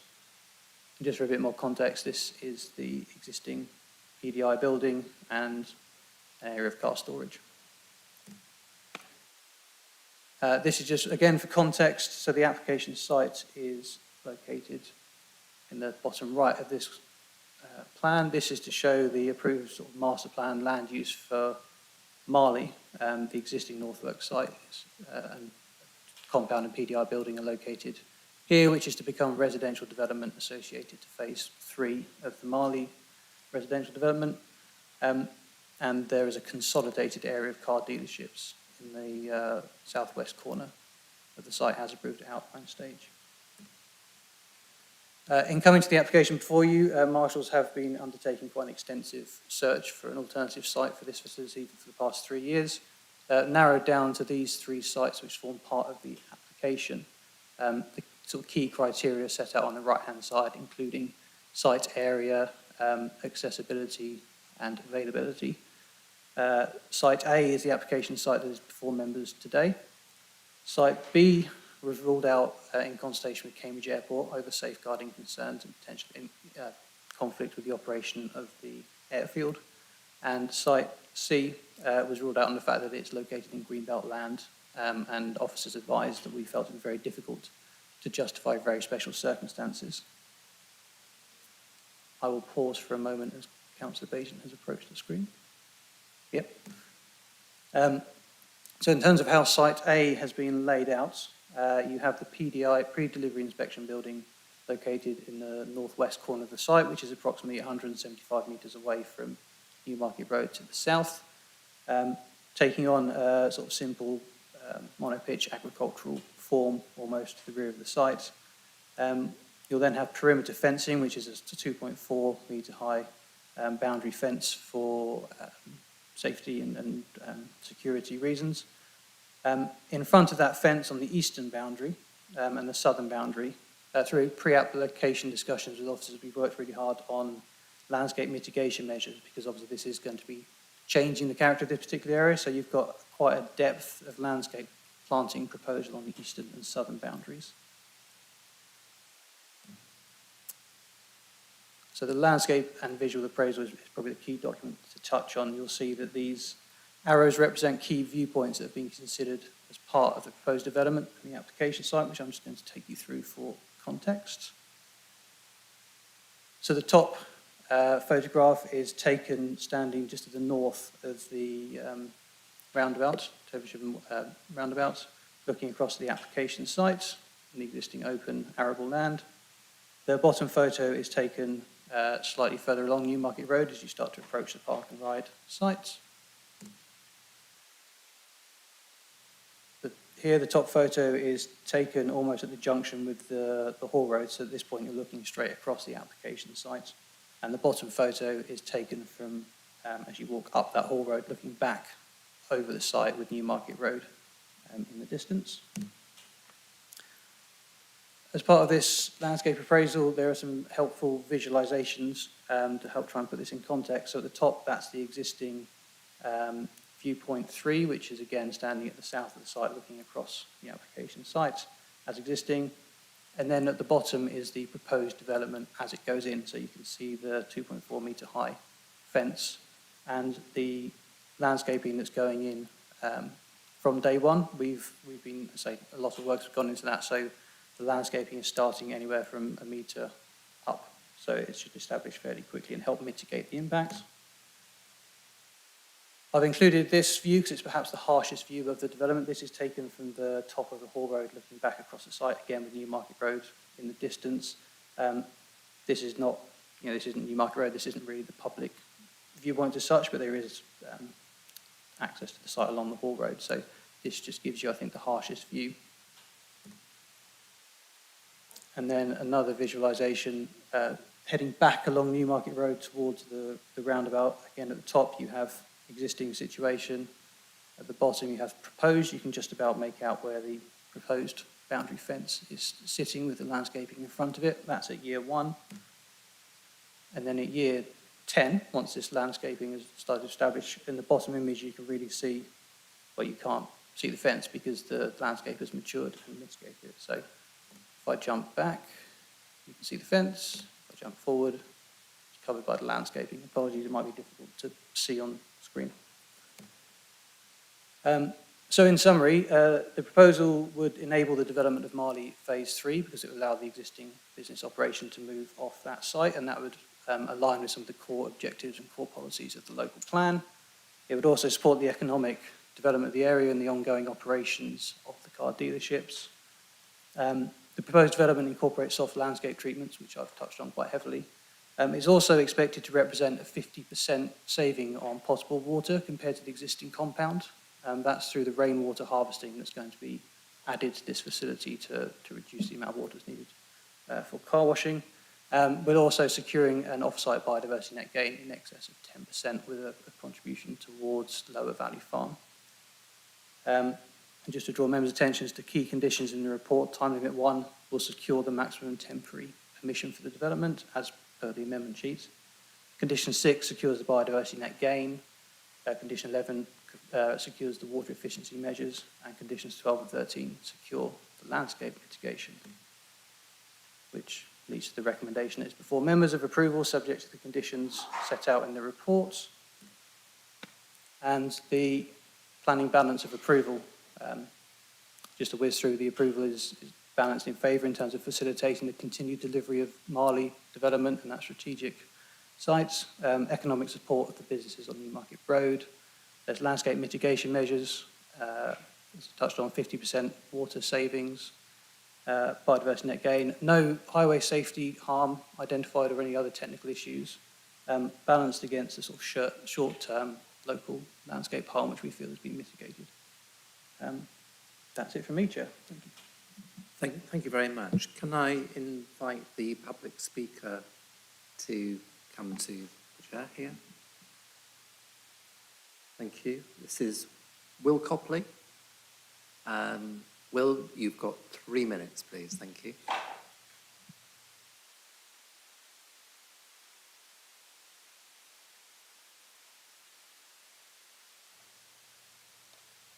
I think we're just into the afternoon. So good afternoon, Chair. Good afternoon, members. Thank you for letting me speak today. As I was just introduced, my name is Will Cobley and I'm a Chartered Town Planner and Technical Director at Tool & Co. We're acting on behalf of Marshall Group Properties, who is the applicant and landowner in this case. The application before you is seeking to provide a temporary vehicle storage compound and pre-delivery inspection facility for the existing and future car dealerships on Newmarket Road. This will replace the existing compound at Northworks, which will soon be redeveloped to make way for the third phase of Marley New Community. Marshall Group Properties is contractually obliged to provide a commensurate replacement compound for Marshall Motor Group to use up until 31st of March 2035. The land will then be released for comprehensive redevelopment as part of the wider Cambridge East proposals in accordance with the emerging Greater Cambridge local plan. Over the last 10 months, the proposals have been the subject of extensive collaborative consultation with your officers from Greater Cambridge and Cambridgeshire County Council. This process has helped to refine the scheme to ensure the best solution for the site. Specific amendments that have been made through this process include enhanced landscape and amended boundary treatments to limit the visibility of the facility from public views, including Newmarket Road, the introduction of low-lying agricultural style building to reduce its visual prominence from the surrounding area, the inclusion of rainwater harvesting to recycle water and ensure a 50% reduction in water usage when compared to the existing facility, an amended site access to ensure pedestrian and cycle priority along the existing bridleway, on and off-site biodiversity net gain measures to ensure a gain of at least 10% at the site, low-level lighting to reduce visibility of the facility and potential impacts on ecology. The final proposal fully accords with local and national planning policies and is not subject to any objections from statutory consultees. We hope that you are now able to support your officer's recommendation to approve the application. Thank you. Thank you very much. So we now go to questions.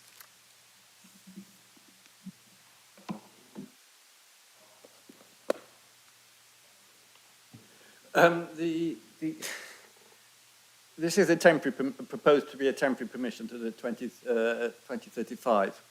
So that will inevitably involve the removal and the restoration at the end of the site. But I don't see in the conditions any provision for control of the provisions of, so they'll inevitably need to demolish all the hard standing that will be provided because, to provide for new developments when the later stages of the development come into place. I don't see any conditions related to the restoration of these or the demolition afterwards, which could cause quite a lot of nuisance. And I don't know. Sorry? It is structured. That's right. So my question is about the site restoration. Is there any need? Is it something that one can do at this stage? Because demolition in itself doesn't, as I understand, require planning permission. Is there any provision which we can make sure that the satisfactory scheme of demolition is taken at the end of the use or the restoration of the site? Because there may be impacts of that. And Councillor Williams, please. Actually, Councillor Khan got in and I was first and I was going to ask exactly the same question.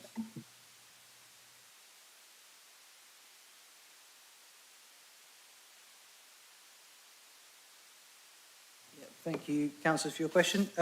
Yes, I think we recognised that, hence the update to condition 1, which I can share on screen again. Bear with me.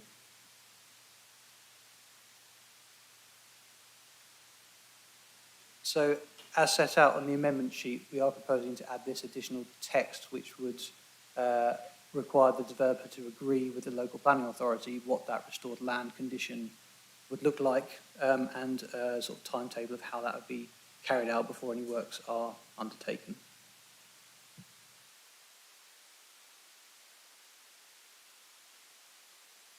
Does anybody want to comment on the wording of that condition, given that this is of interest?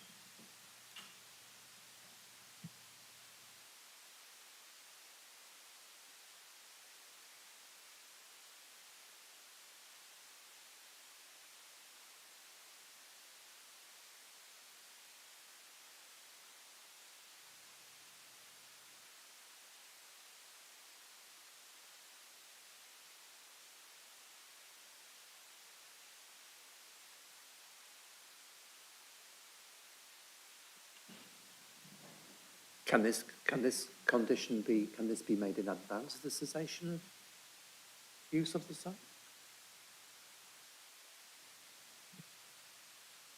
Chair, through you, I mean, this could be discharged ahead of cessation of the use, possibly, yes.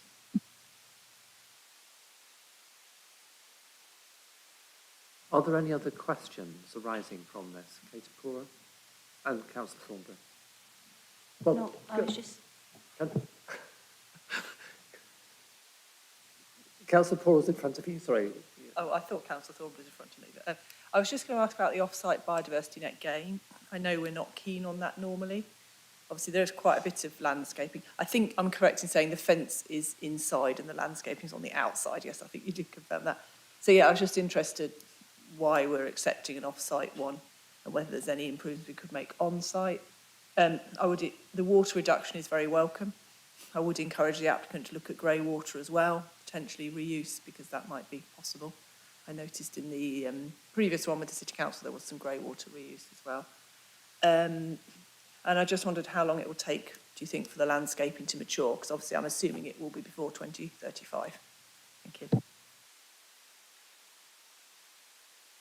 And Councillor Thornbury? Yeah. Can you just explain how this is going to be used in association with the existing buildings? Because I'm very pleased that there is a cycling condition, because we don't really want people just driving up and down between the two sites. I think that's all. Councillor Stobart. Chair, thank you. So I was just going to add to Councillor Pora's question on the biodiversity. With the landscaping, how much will that improve the on-site biodiversity long term? I'm sorry if that's already quoted, but it'd be nice to get a clarification. And why not 20%? We are aiming for 20%, and this is going to deliver a little over 10. So, they're my questions. Thank you. Michael, if you can respond to those, please. Yeah, thank you, Chair. So BNG on site, there is an element of gain because of the landscaping that's going in, but it wouldn't reach the 10% given that the majority of the site is going to be hard standing. There's the added complication, as you would have seen with applications for land off the Cherryhampton Road and Marley in terms of what sort of biodiverse features you can incorporate into this area because of the conflict with Cambridge Airport and the safeguarding requirements. So that's why it's felt in this instance is a temporary use. What's going on site and the conflict with the airport, that an off-site contribution is the best way to go. The landscaping, I think, again, let me share my screen. It's probably...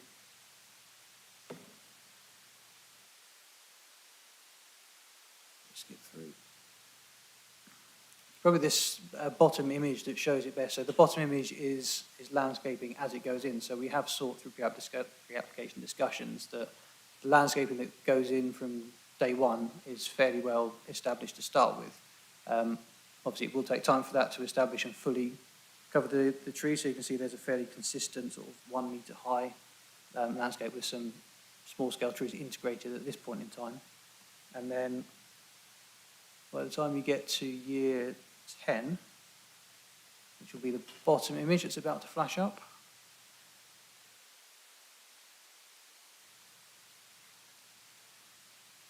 Yep. You can see that the landscaping is kind of completely encompassed and covered that building. Apologies, it's perhaps, you might have to get up and go closer to the screens, but it covers the height of the fence. So yes, it will take time to establish, which I think we recognise as that short-term limited local landscape harm. In terms of the use between the sites, I'll just jump back a few. So yes, you have the application site here and the storage, the car dealerships. To the west, there will be vehicle movements between the two sites. The documents do talk about staff sort of car sharing and dropping off. We felt as officers there's an opportunity here to add some cycle storage so people could, the operators might be able to lay on a few bicycles so people can move between the sites in that manner. So there are sort of limited vehicle movements associated with the ongoing use. But we're hoping cycling provision might encourage an alternative because, as you know, you have the good cycle links between the sites anyway. Councillor Stobart asked about biodiversity as well, but I think hopefully I covered that in the original response. Through you, Chair. I was asking about the 20%. I mean, some sites are offering 20%. This is just over 10. So that, I guess, the agreed figure is not set. It will be, the applicant has said in their documents, it will be to meet at least 10%. They are sitting over there and no doubt hearing your comments because it's a financial contribution. There is an opportunity for them to buy more credits if they wish, but the advice of officers is there will be that sort of minimum 10% and policy compliant, but they will be fully aware of your higher aspirations. Are there any other questions, Councillor Flavor?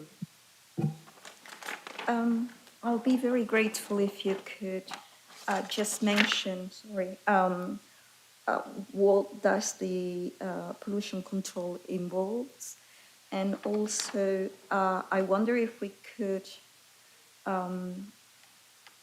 impose a condition in the landscape maintenance. I think that would be very useful because if there is a time when the site is not going to be used or is going to be changed, it might be that the landscape is not going to be maintained, and it's appropriate to know that it's going to be maintained all the time throughout. Thank you. Thank you, Councillor. I assume your reference to pollution control is the surface water drainage conditions. I think that's standard wording to make sure that any runoff from the site is dealt with appropriately, so I don't have too much comment on that beyond it being a standard condition to ensure there's no pollutants getting into the groundwaters that shouldn't be, and that will be dealt with in consultation with the lead local flood authority. The landscape maintenance is secured by condition 13, and that would be there for the lifetime of the development. I suspect when we look at the restoration as part of the amended condition 1, landscaping will come into that. I don't imagine it would be the intention to remove the landscaping from the site once it's been established. It would just be the building and the hard standing, but we could pick up perhaps landscaping following the cessation of the use through condition 1, I think. Councillor Thornborough. For the biodiversity net gain, a lot of it's going to be offset. When this site comes to be redeveloped, will the subsequent biodiversity net gain be based on what is on the site or what is offset as well as what is on the site? Thank you, Councillor. So yes, when this site comes forward as part of Cambridge East, the condition of this temporary consent will establish the new baseline. So those hedgerows and trees that we have established around the perimeter of the site will form part of the baseline that any new development will have to take into account. So my question is, the 10% net gain now includes quite a large 4.25 credits at Lower Valley Farm. Will those credits at Lower Valley Farm, which is really the biodiversity for this site, will the hedgerow plus what's happened in the biodiversity farm be the baseline for the biodiversity net gain for this site going forward? I think it should include that. I don't know if that's a question I can answer without speaking with our ecology officer, but I think we need to take advice on that. But it's a hypothetical question for a future. It's not really, because this site has been designed to have no biodiversity in the middle, only around the perimeter, and this is to store cars. It would be very easy to, like the park and ride next door, to provide substantial number of trees and landscaping across the site. It doesn't have to be actually any of it offset. So if we insisted that it was all provided on the site, then going forward there would be a more substantial increase in biodiversity. Toby's going to say something. It is a really interesting point. I guess what has been proposed on the site reflects the temporary nature of the proposal in terms of where that college is set out and its limitations. A bit of this is crystal ball gazing, though, isn't it? I mean, I don't know where we're going to be when Cambridge East comes forward and what our BNG policies are going to be saying in terms of overall provision, given that this is a much smaller component of a much larger site that's going to be developed. I think we should put in, we should add a comment in the conditions should include the biodiversity, including what's offset, should be the baseline for any future development.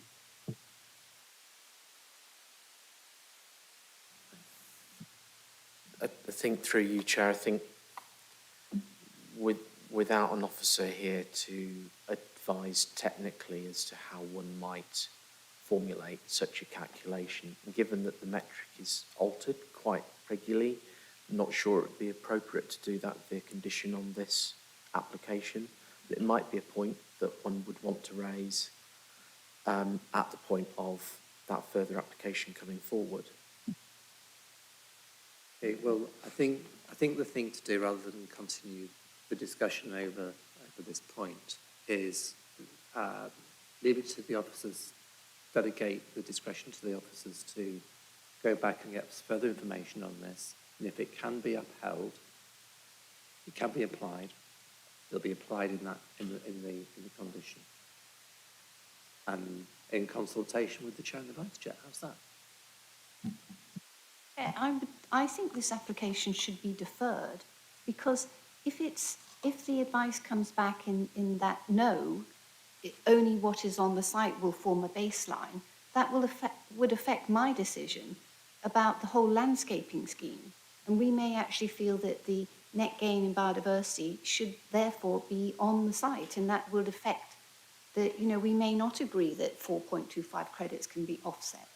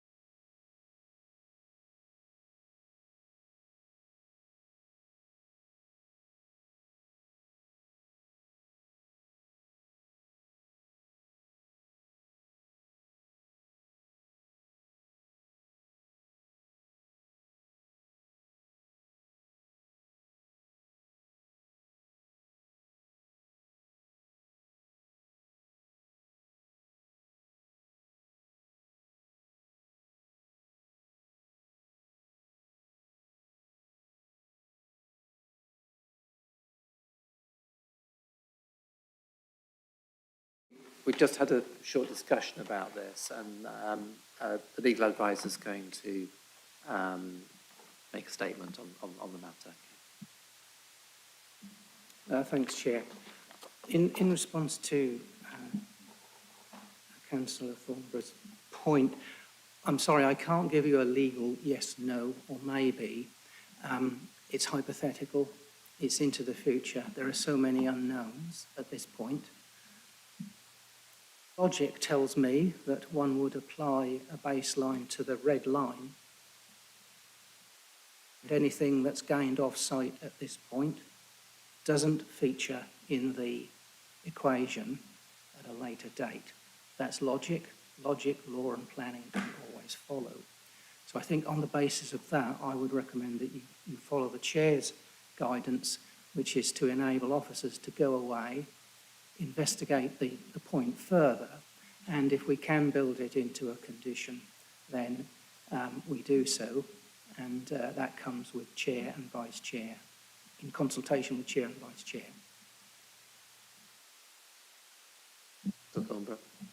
I would like to suggest this application is deferred so that you can have that, we can know what that information is, because there is no reason why the landscape cannot be improved to provide all on-site biodiversity.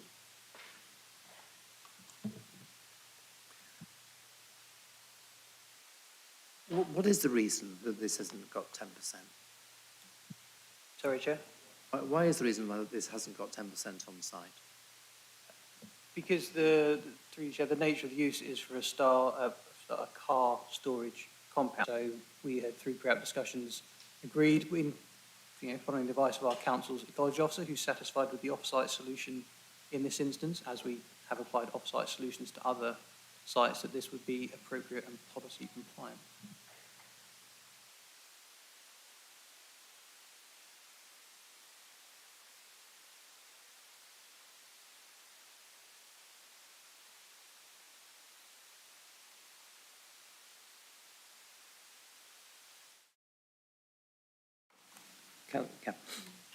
Councillor Page.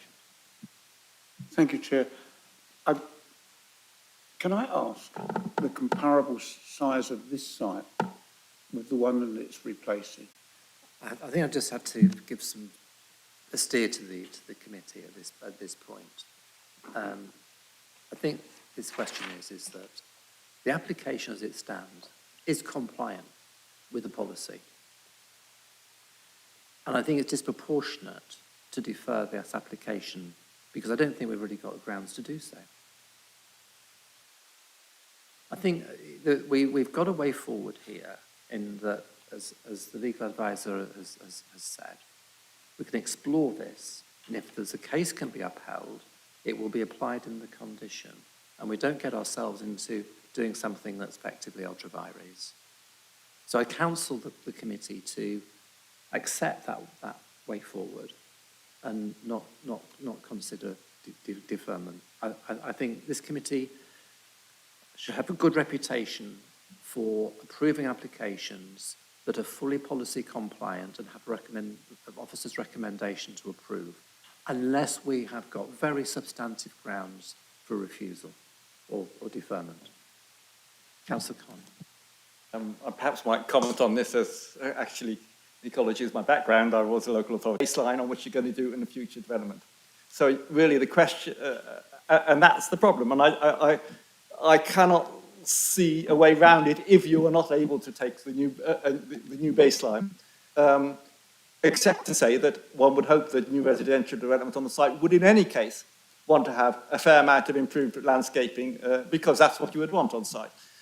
You're starting from a site which has limited biodiversity, even though it's 6 points, it's largely arable field, so it's not got a great deal of biodiversity in itself, and you should be able to produce a much improved site when you're dealing with the later development. So I tend to agree with your chairman that that's the best way forward in this particular case. Councillor Khan, I think another for the rest of the committee is that this site will be part of the Cambridge East development. So effectively, there'll be a huge red line around this. You know, it'll be part of a very significant development where the gross amount of BNG will be massively in excess of what we're talking about now. Thank you. In that case, why can't the applicant agree to include what has been offset for this site as the going forward, the baseline? We've been round that now twice. We're going to take this away and establish whether that can be done. And then that the condition will be amended. If it can be established, it's going to be done. So effectively, we're undertaking to do what you're asking, Councillor Thornborough. What if you can't do it? What if you can't do that? Then nothing. You just go ahead with.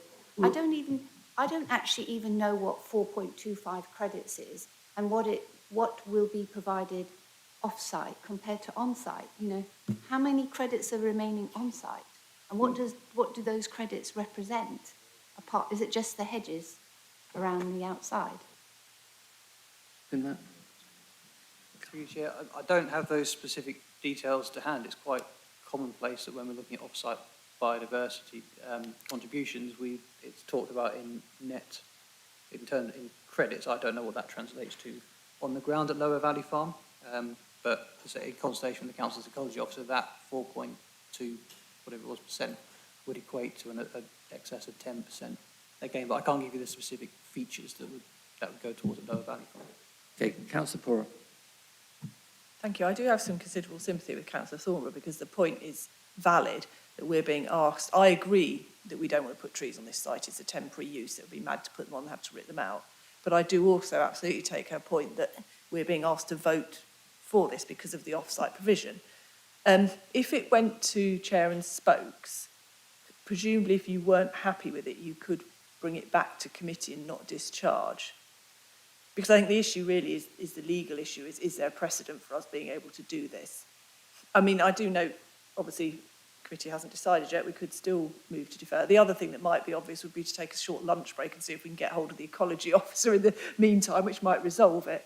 I mean, but I find myself quite convicted here because I do understand what the chair is saying, but I do also feel that whilst we would hope with this AAP coming, that area being developed, we can't guarantee that there's going to be a brilliant biodiversity gain. We don't know when it's going to happen.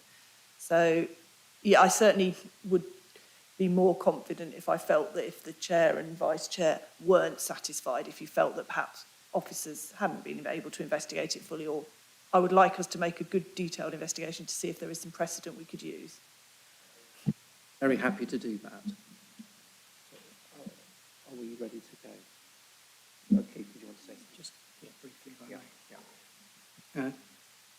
Could I just remind you that the Chair has guided you to, you have a policy compliant application in front of you. And I would remind Councillor Thornborough of that. It is compliant as it is. To take the matter to the vote. And then we're going to read the recommendation. Toby's going to read out the recommendation.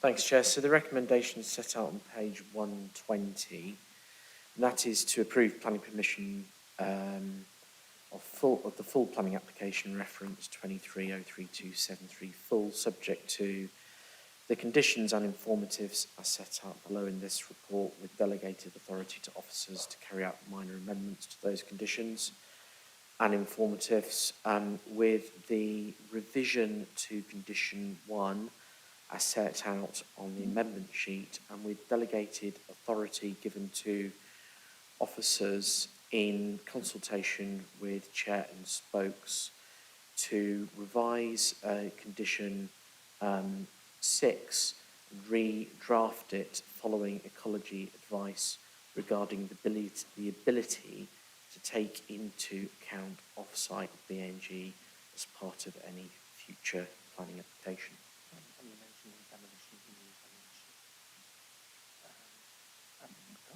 That's condition 1, Chair. Yeah. Going to take the matter to the vote now. does, as it's proposed, the amendment to the condition on ecology, would it allow you, if you can't put it in the condition, to put an informative that this is the way that you would like to take it? Or would that be something we would have to approve?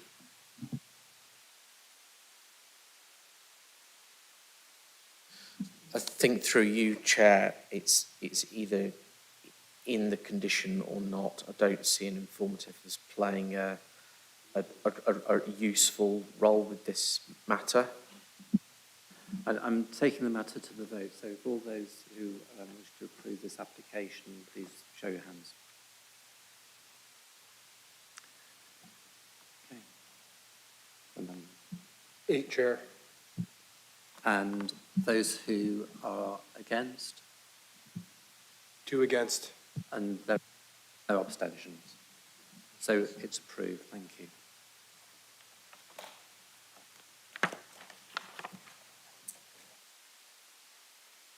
So we now move on to the last application, which is 23/03182/ Technology Park, Fulbourn Road, Cambridge.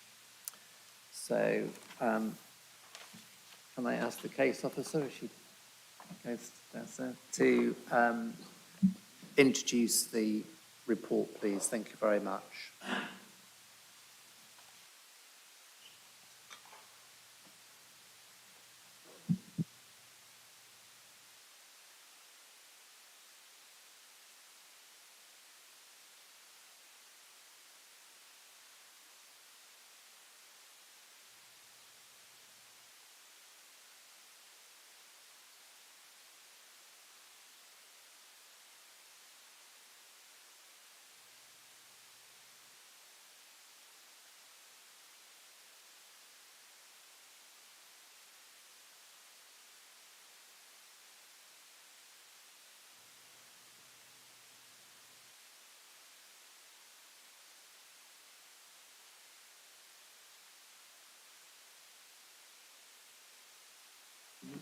Right.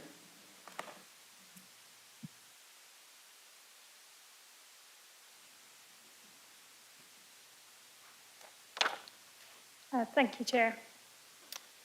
So this is a Section 73 application. This means it's an amendment to an existing planning consent. The scope of the application is limited and we can only consider the amendments to the proposal. The amendments, as you'll see set out in the description of development, are to the plans condition and the cycle and car parking condition. Just to note, the applicant has briefed JDCC about the amendments to the scheme in the summer. There are no consultee objections or neighbour objections to the proposal, and it's being determined at JDCC due to the scale of development. Can I draw members' attention to the amendment sheet? There are 2 items on the amendment sheet. One is an amendment to the drawing condition. There were a couple of incorrect plan references which have been amended. And condition 72 is proposed to be removed. This was a sort of standard linking condition we use on Section 73 applications, but it's not required as part of this. And then verbally, I just have one other update, is to highlight the date that is missing at 3.1 of the report. It's just the date that the original application went to JDCC, which is the 27th of October 2021. So the site lies off Fulbourn Road, adjacent to the Peterhouse Technology Park, and it was taken out of the Greenbelt as part of the current local plan. The development has been designed with landscape buffers to protect the character of the Greenbelt, and a landscape and visual technical note has been provided as part of the Section 73 application, which outlines that the amended design is not likely to impact on landscape or visual visual amenity. So the amendments to the scheme relate to the full application element, which is phase 1. That's the sort of southwestern element of the site, and it's the two buildings, the multi-storey car park and building 3. The amendments are to the floor plates of both buildings, as well as a change to the architectural treatment of both buildings and a landscape design change to respond to the architectural changes. There is a reduction in the number of car parking spaces and an increase in the number of cycle parking spaces being provided, as well as some new uses being introduced into the multi-storey car park where the car parking spaces that space is being repurposed. And that will include the provision of a cafe, gym, showers, and a shared workspace. So this slide shows the scheme as approved on the top and the scheme as proposed on the bottom. As you can see, there is a change to the treatment of the buildings. The height, scale, and footprint of the buildings remains unchanged. It's just the design of the buildings that's proposed to be changed, and the materials, which will go from this sort of glass and aluminium shown on the original proposal to a stone effect cladding as proposed as part of the Section 73 application, and details of materials would be required by condition. Just to sort of briefly touch on the elevational plans, you'll see the chimney elements here. These are the only sort of increase to the height. These contain the flues for the lab use that will be introduced. These protrude 0.6 metres from the roof line and are not considered to be sort of visually significant. Again, you can sort of see those features here.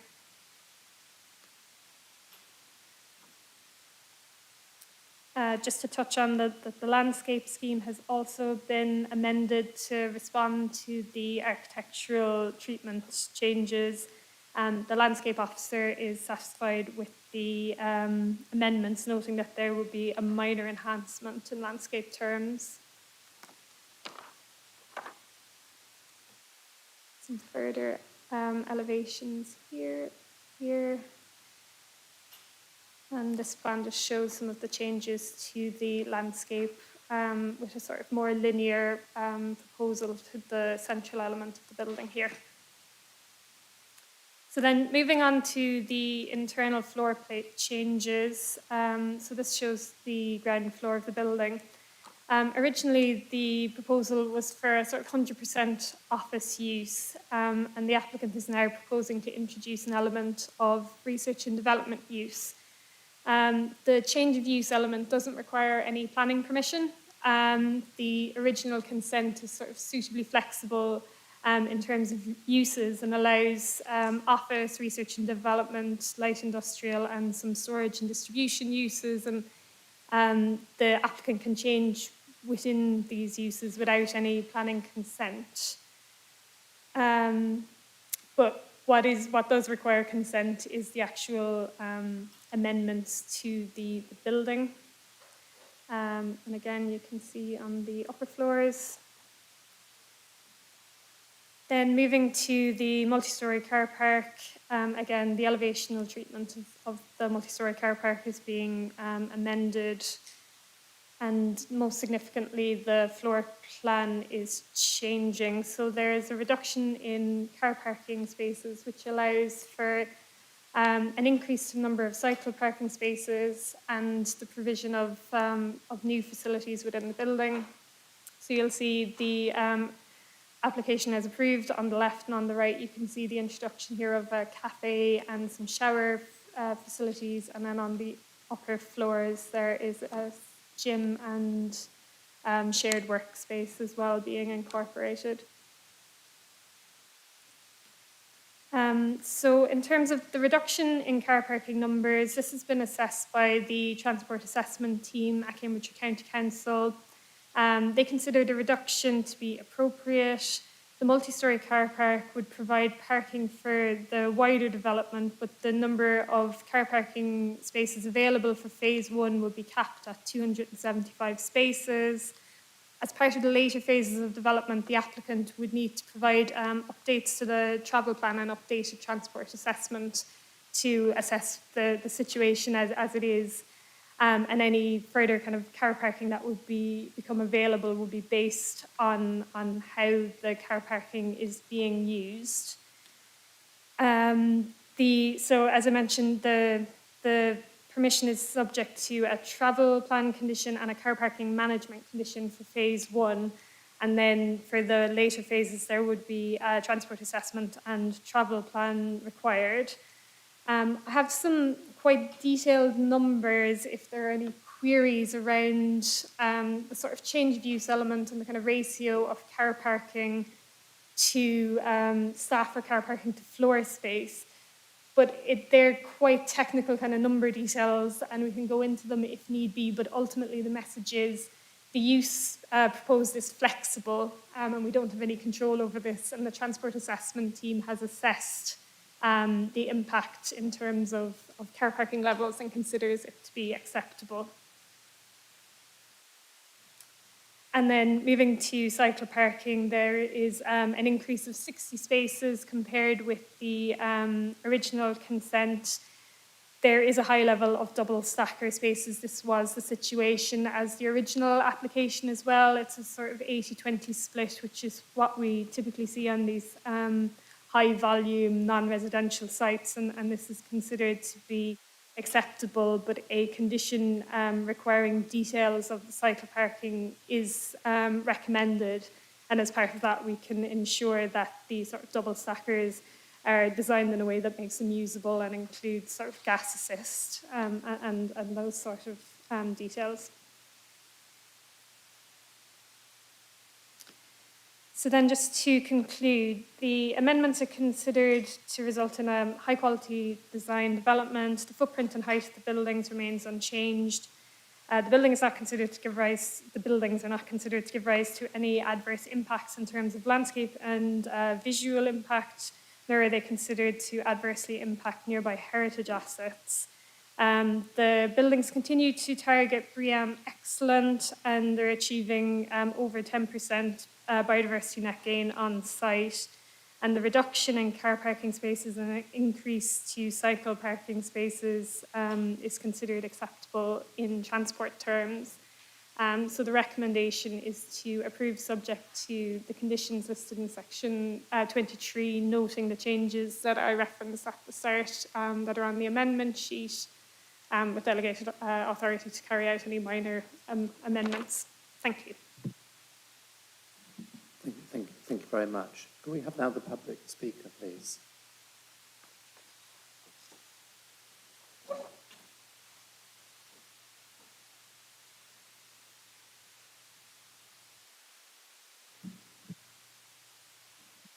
You have 3 minutes. Thank you. Thank you, Chair. My name is Orestes Georgioglu. I'm the Vice President for Development with Biomed Realty, the applicant and owner of the site. Dear members, Biomed Realty acquired the site from the previous developer in August 2021, whilst the original planning application was due for determination. Planning approval, as the case officer described, was refused at committee at the time, and the planning inspector subsequently resolved to grant permission on appeal.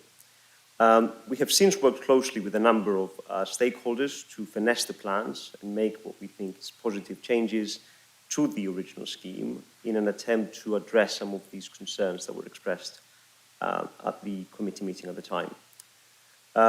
As the case officer described, we have made a number of adaptations to enable laboratory use on all floors of the Building 3, which forms part of the first phase.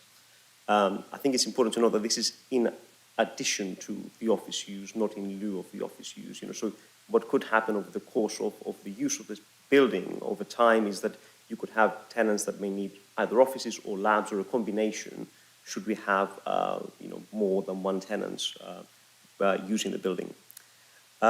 What this does is it improves flexibility and better provides for the multitude of uses over the course of the use of the building, especially in relation to laboratory requirements. As we know, our region has experienced an acute shortage of that in recent times. We have improved the appearance of the building and provide a vernacular that better aligns with the Cambridge feel. As the urban design officers mentioned in their comments, the revised design would align with the local interpretation of modern Cambridge vernacular and reflects the principles and guidance as set out in the Fulbourn Village Design Guide. The redesigned multi-storey car park provides a 12% reduction in car parking spaces, so that's 107 in total, and an increase of 16% of cycle spaces that are now provided in an enclosed, designated and secure compound. In addition to that, we're providing adjacent showers and locker facilities to provide an enhanced experience for cyclists coming to the site. That is, of course, in combination with a substantial monetary contribution under the original application to the Greenway that will service this site. There are also modifications to the external landscape and an avenue of trees that is being proposed in front of Building 3. That will hopefully enhance the user experience and make this a place that people want to work outside as well and promote a campus feel, very much with the driver of staff well-being at its core. We're also looking at introducing micromobility here, and the application provides for that with docking stations and secure routes, within the site to use that. We believe that the proposed amendments are positive in nature and will make a meaningful contribution to provide a better scheme as a whole. We continue targeting a strong sustainability and environmental credentials with biodiversity net gain on site. The proposed amendments before you today make a positive contribution to the scheme and deliver a better environment for users and tenants, as well as the local community. Thank you. So we go to questions, please. Okay, I've got Richard Williams. Thank you. Thank you, Chair. I just had a question about the change in employment. I know the officer said that you had a lot of complicated figures, but I was just wondering if I don't want to go into the complexity, but in general terms, you could tell us the change in the number of employees, which is of course relevant to the car parking. The table in the report talks about moving to 16 employees for every 1 square metre under the 73 application, but I may have misheard, but I thought I heard the applicant just say that they weren't changing the office use, they were just adding on the lab space, but I may have misheard that. So what I'm asking for is some rough ideas on the change in the number of employees so that we've got something we can hang this car parking issue against. Now an expert on this. I'm becoming an expert on this. So the change to the floor space, so as I say, it's quite flexible. They're suggesting 60-40, and if it's 60-40, based on the figures that they're using, it's a sort of 1:8 ratio for offices, which is very high density for an office use, but that's the ratio that's been used, and I think it's given the kind of Cambridge context of high-value office space. And then on the sort of research and development, it's a sort of 1:21 ratio. Ultimately, the numbers are a reduction of around 500 employees based on the original consent, and then they're losing 107 car parking spaces. It means that overall, for the whole site, the ratio of employees to car parking spaces remains the same, which is, I think, 1 space per 5.18 staff members. Thank you. Yeah, so just on the question of employment densities, you'd expect 1 person for every 12 square metres in an office space in Cambridge. But for the labs, it can be as 1 person for 40 square metres, for example. So as you get more labs, you'll see a marked reduction in the number of employees. But we're only looking at part of the site at this point. We can't get a full picture. And as the applicant has said, this is interchangeable according to market conditions and demand from tenants. So that's kind of like the attractiveness of the scheme. It's absolutely fluid, and that's really what the market needs. So.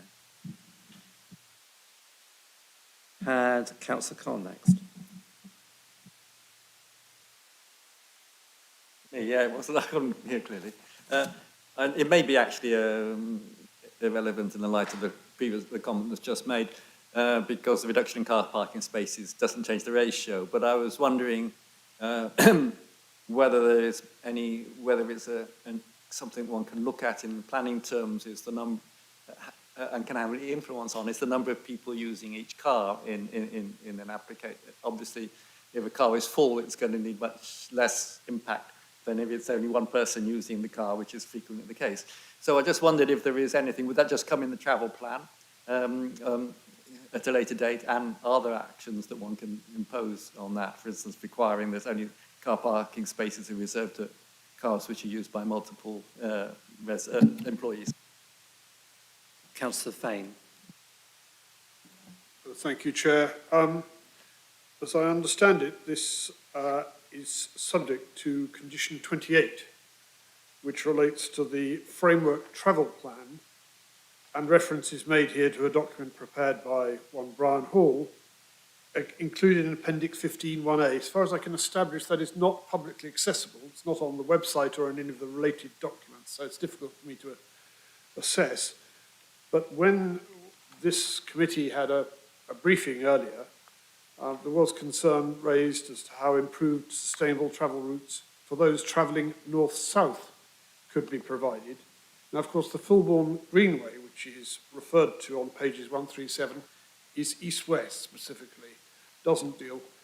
Now, there are inevitably a lot of people working on this site and, as it happens, neighbouring sites, coming from the south. And for those people, if they're on cycles, the only alternatives are either to go through Fulbourn, which is a very significant detour, or to go up Limekiln Road, which I have myself witnessed two close accidents, very close accidents on that road with cyclists. There are others here who are better informed on cycling matters. And I just wonder to what extent the travel plan makes provision for those accessing the site from the south, where there is an existing, it's a route only available at the moment to horse riders, as it happens, across the farmland, or whether it only makes provision for cyclists accessing the site from the north, going round, presumably via, and for, as it happens, I represent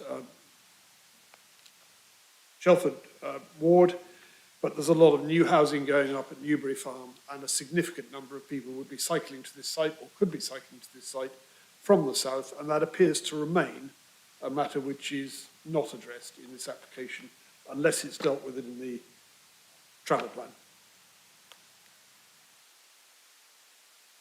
So, can we just deal with, I think just remind you, Councillor Fane, that was kind of like out of scope of the Section 73 application, which is basically just changes to previous details. But I appreciate the point that you're making. So can we just answer the questions of Councillor Khan and Fane? Thank you. So in terms of the car sharing, that would just be part of the travel plan. And as I say, there's a travel plan for phase one that will need to come sort of post-occupation, and then there will be further travel plans for later phases of development. And these will sort of take into consideration what's actually happening. And we'll look to try and reduce car parking and encourage car sharing and other measures. And should there be a sort of lower uptake for car parking, the space within the multi-storey car park can be repurposed for, say, cycle parking or perhaps other uses. And we will have some control over that through those conditions.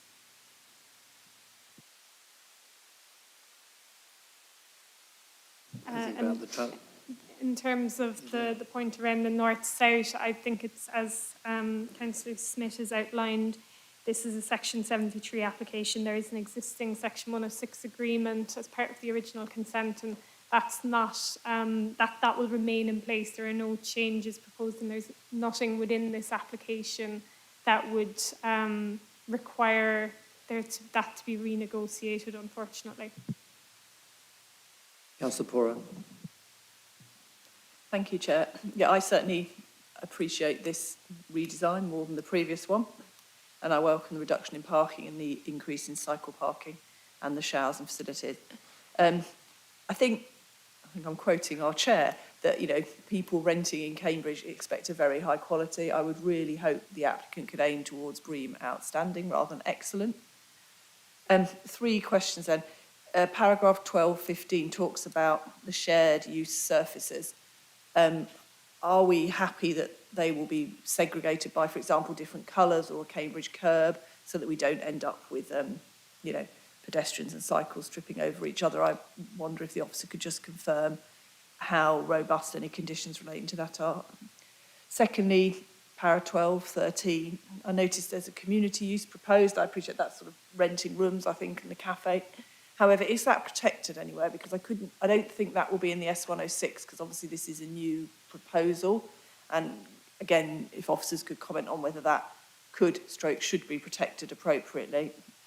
And finally, 13:10, again, the water use is depressing. It is good that it's better, but we looked at, for example, the Vitrium building we had recently, I think at last JDCC, quadrupling the size, mostly lab space, but the same use. So, you know, the same use as it was when it was only a quarter of the size. So again, I appreciate it is not a material consideration to reject this, but I would urge the applicants to think, particularly with lab use, where we know water use will be increased, to look at grey water harvesting, rainwater harvesting, because this is what pretty much all new high quality office developments and labs are doing in Cambridge now, in my experience. So again, but the main thing is the community use and just the reassurance about the shared surfaces, please. So in terms of the cycle parking access, the plan I have up sort of shows the access to the cycle parking. It's broadly the same as the original application. There's no proposals for a sort of curb or a different colour sort of ground treatment for the cycle routes, but rather sort of studs that will guide cyclists to where they need to go. Cyclists will predominantly access the building sort of here to the sort of what I would call the front of the building. There are some additional cycle parking spaces, as you'll see, under the colonnade and sort of within the public realm here, but these are kind of lower numbers, and I'm satisfied that given the kind of volumes, that would be an acceptable sort of interaction between cyclists and pedestrians. Moving to the community use point, no, it's not a protected community use. I don't think that we could protect the sort of community access as part of this, because it's not a requirement. It's just a sort of nice to have and a good use of the space that's become available because of the reduction in car parking. And then in terms of the water use, it sort of comes back to the Section 73 point that we have sort of limited ability to push any further on this. There is a minor betterment as opposed to what was approved, and it is policy compliant.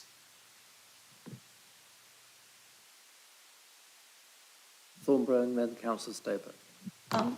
We've got 14 disabled parking places, and we've also got quite a lot of fast charging, electric charging points. Are there any disabled parking bays with EV charging points? And if not, is that something we could ask for at this stage?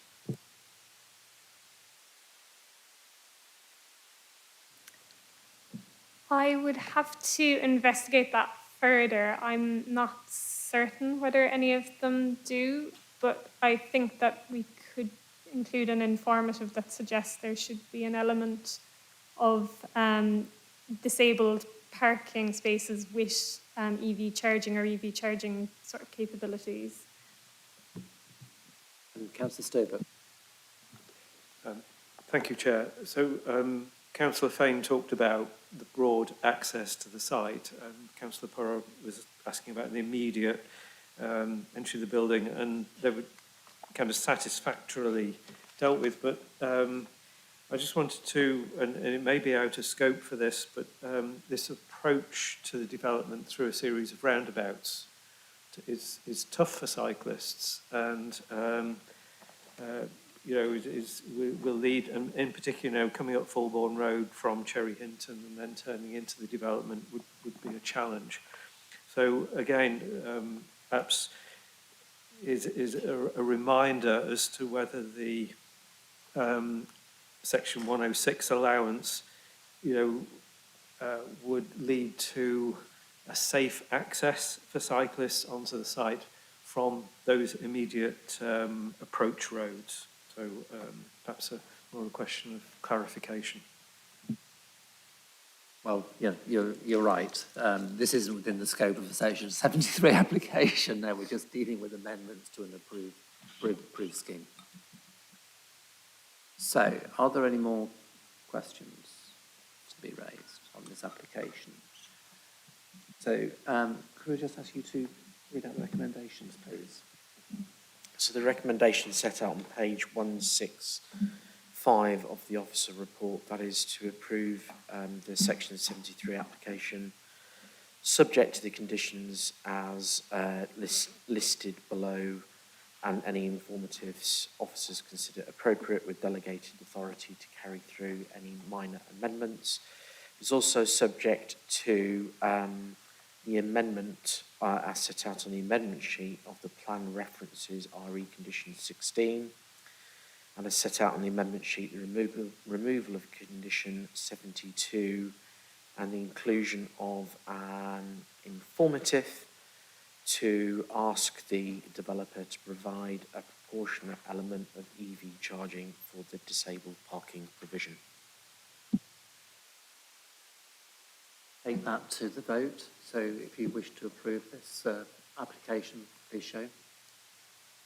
Unanimous, Chair. Unanimous.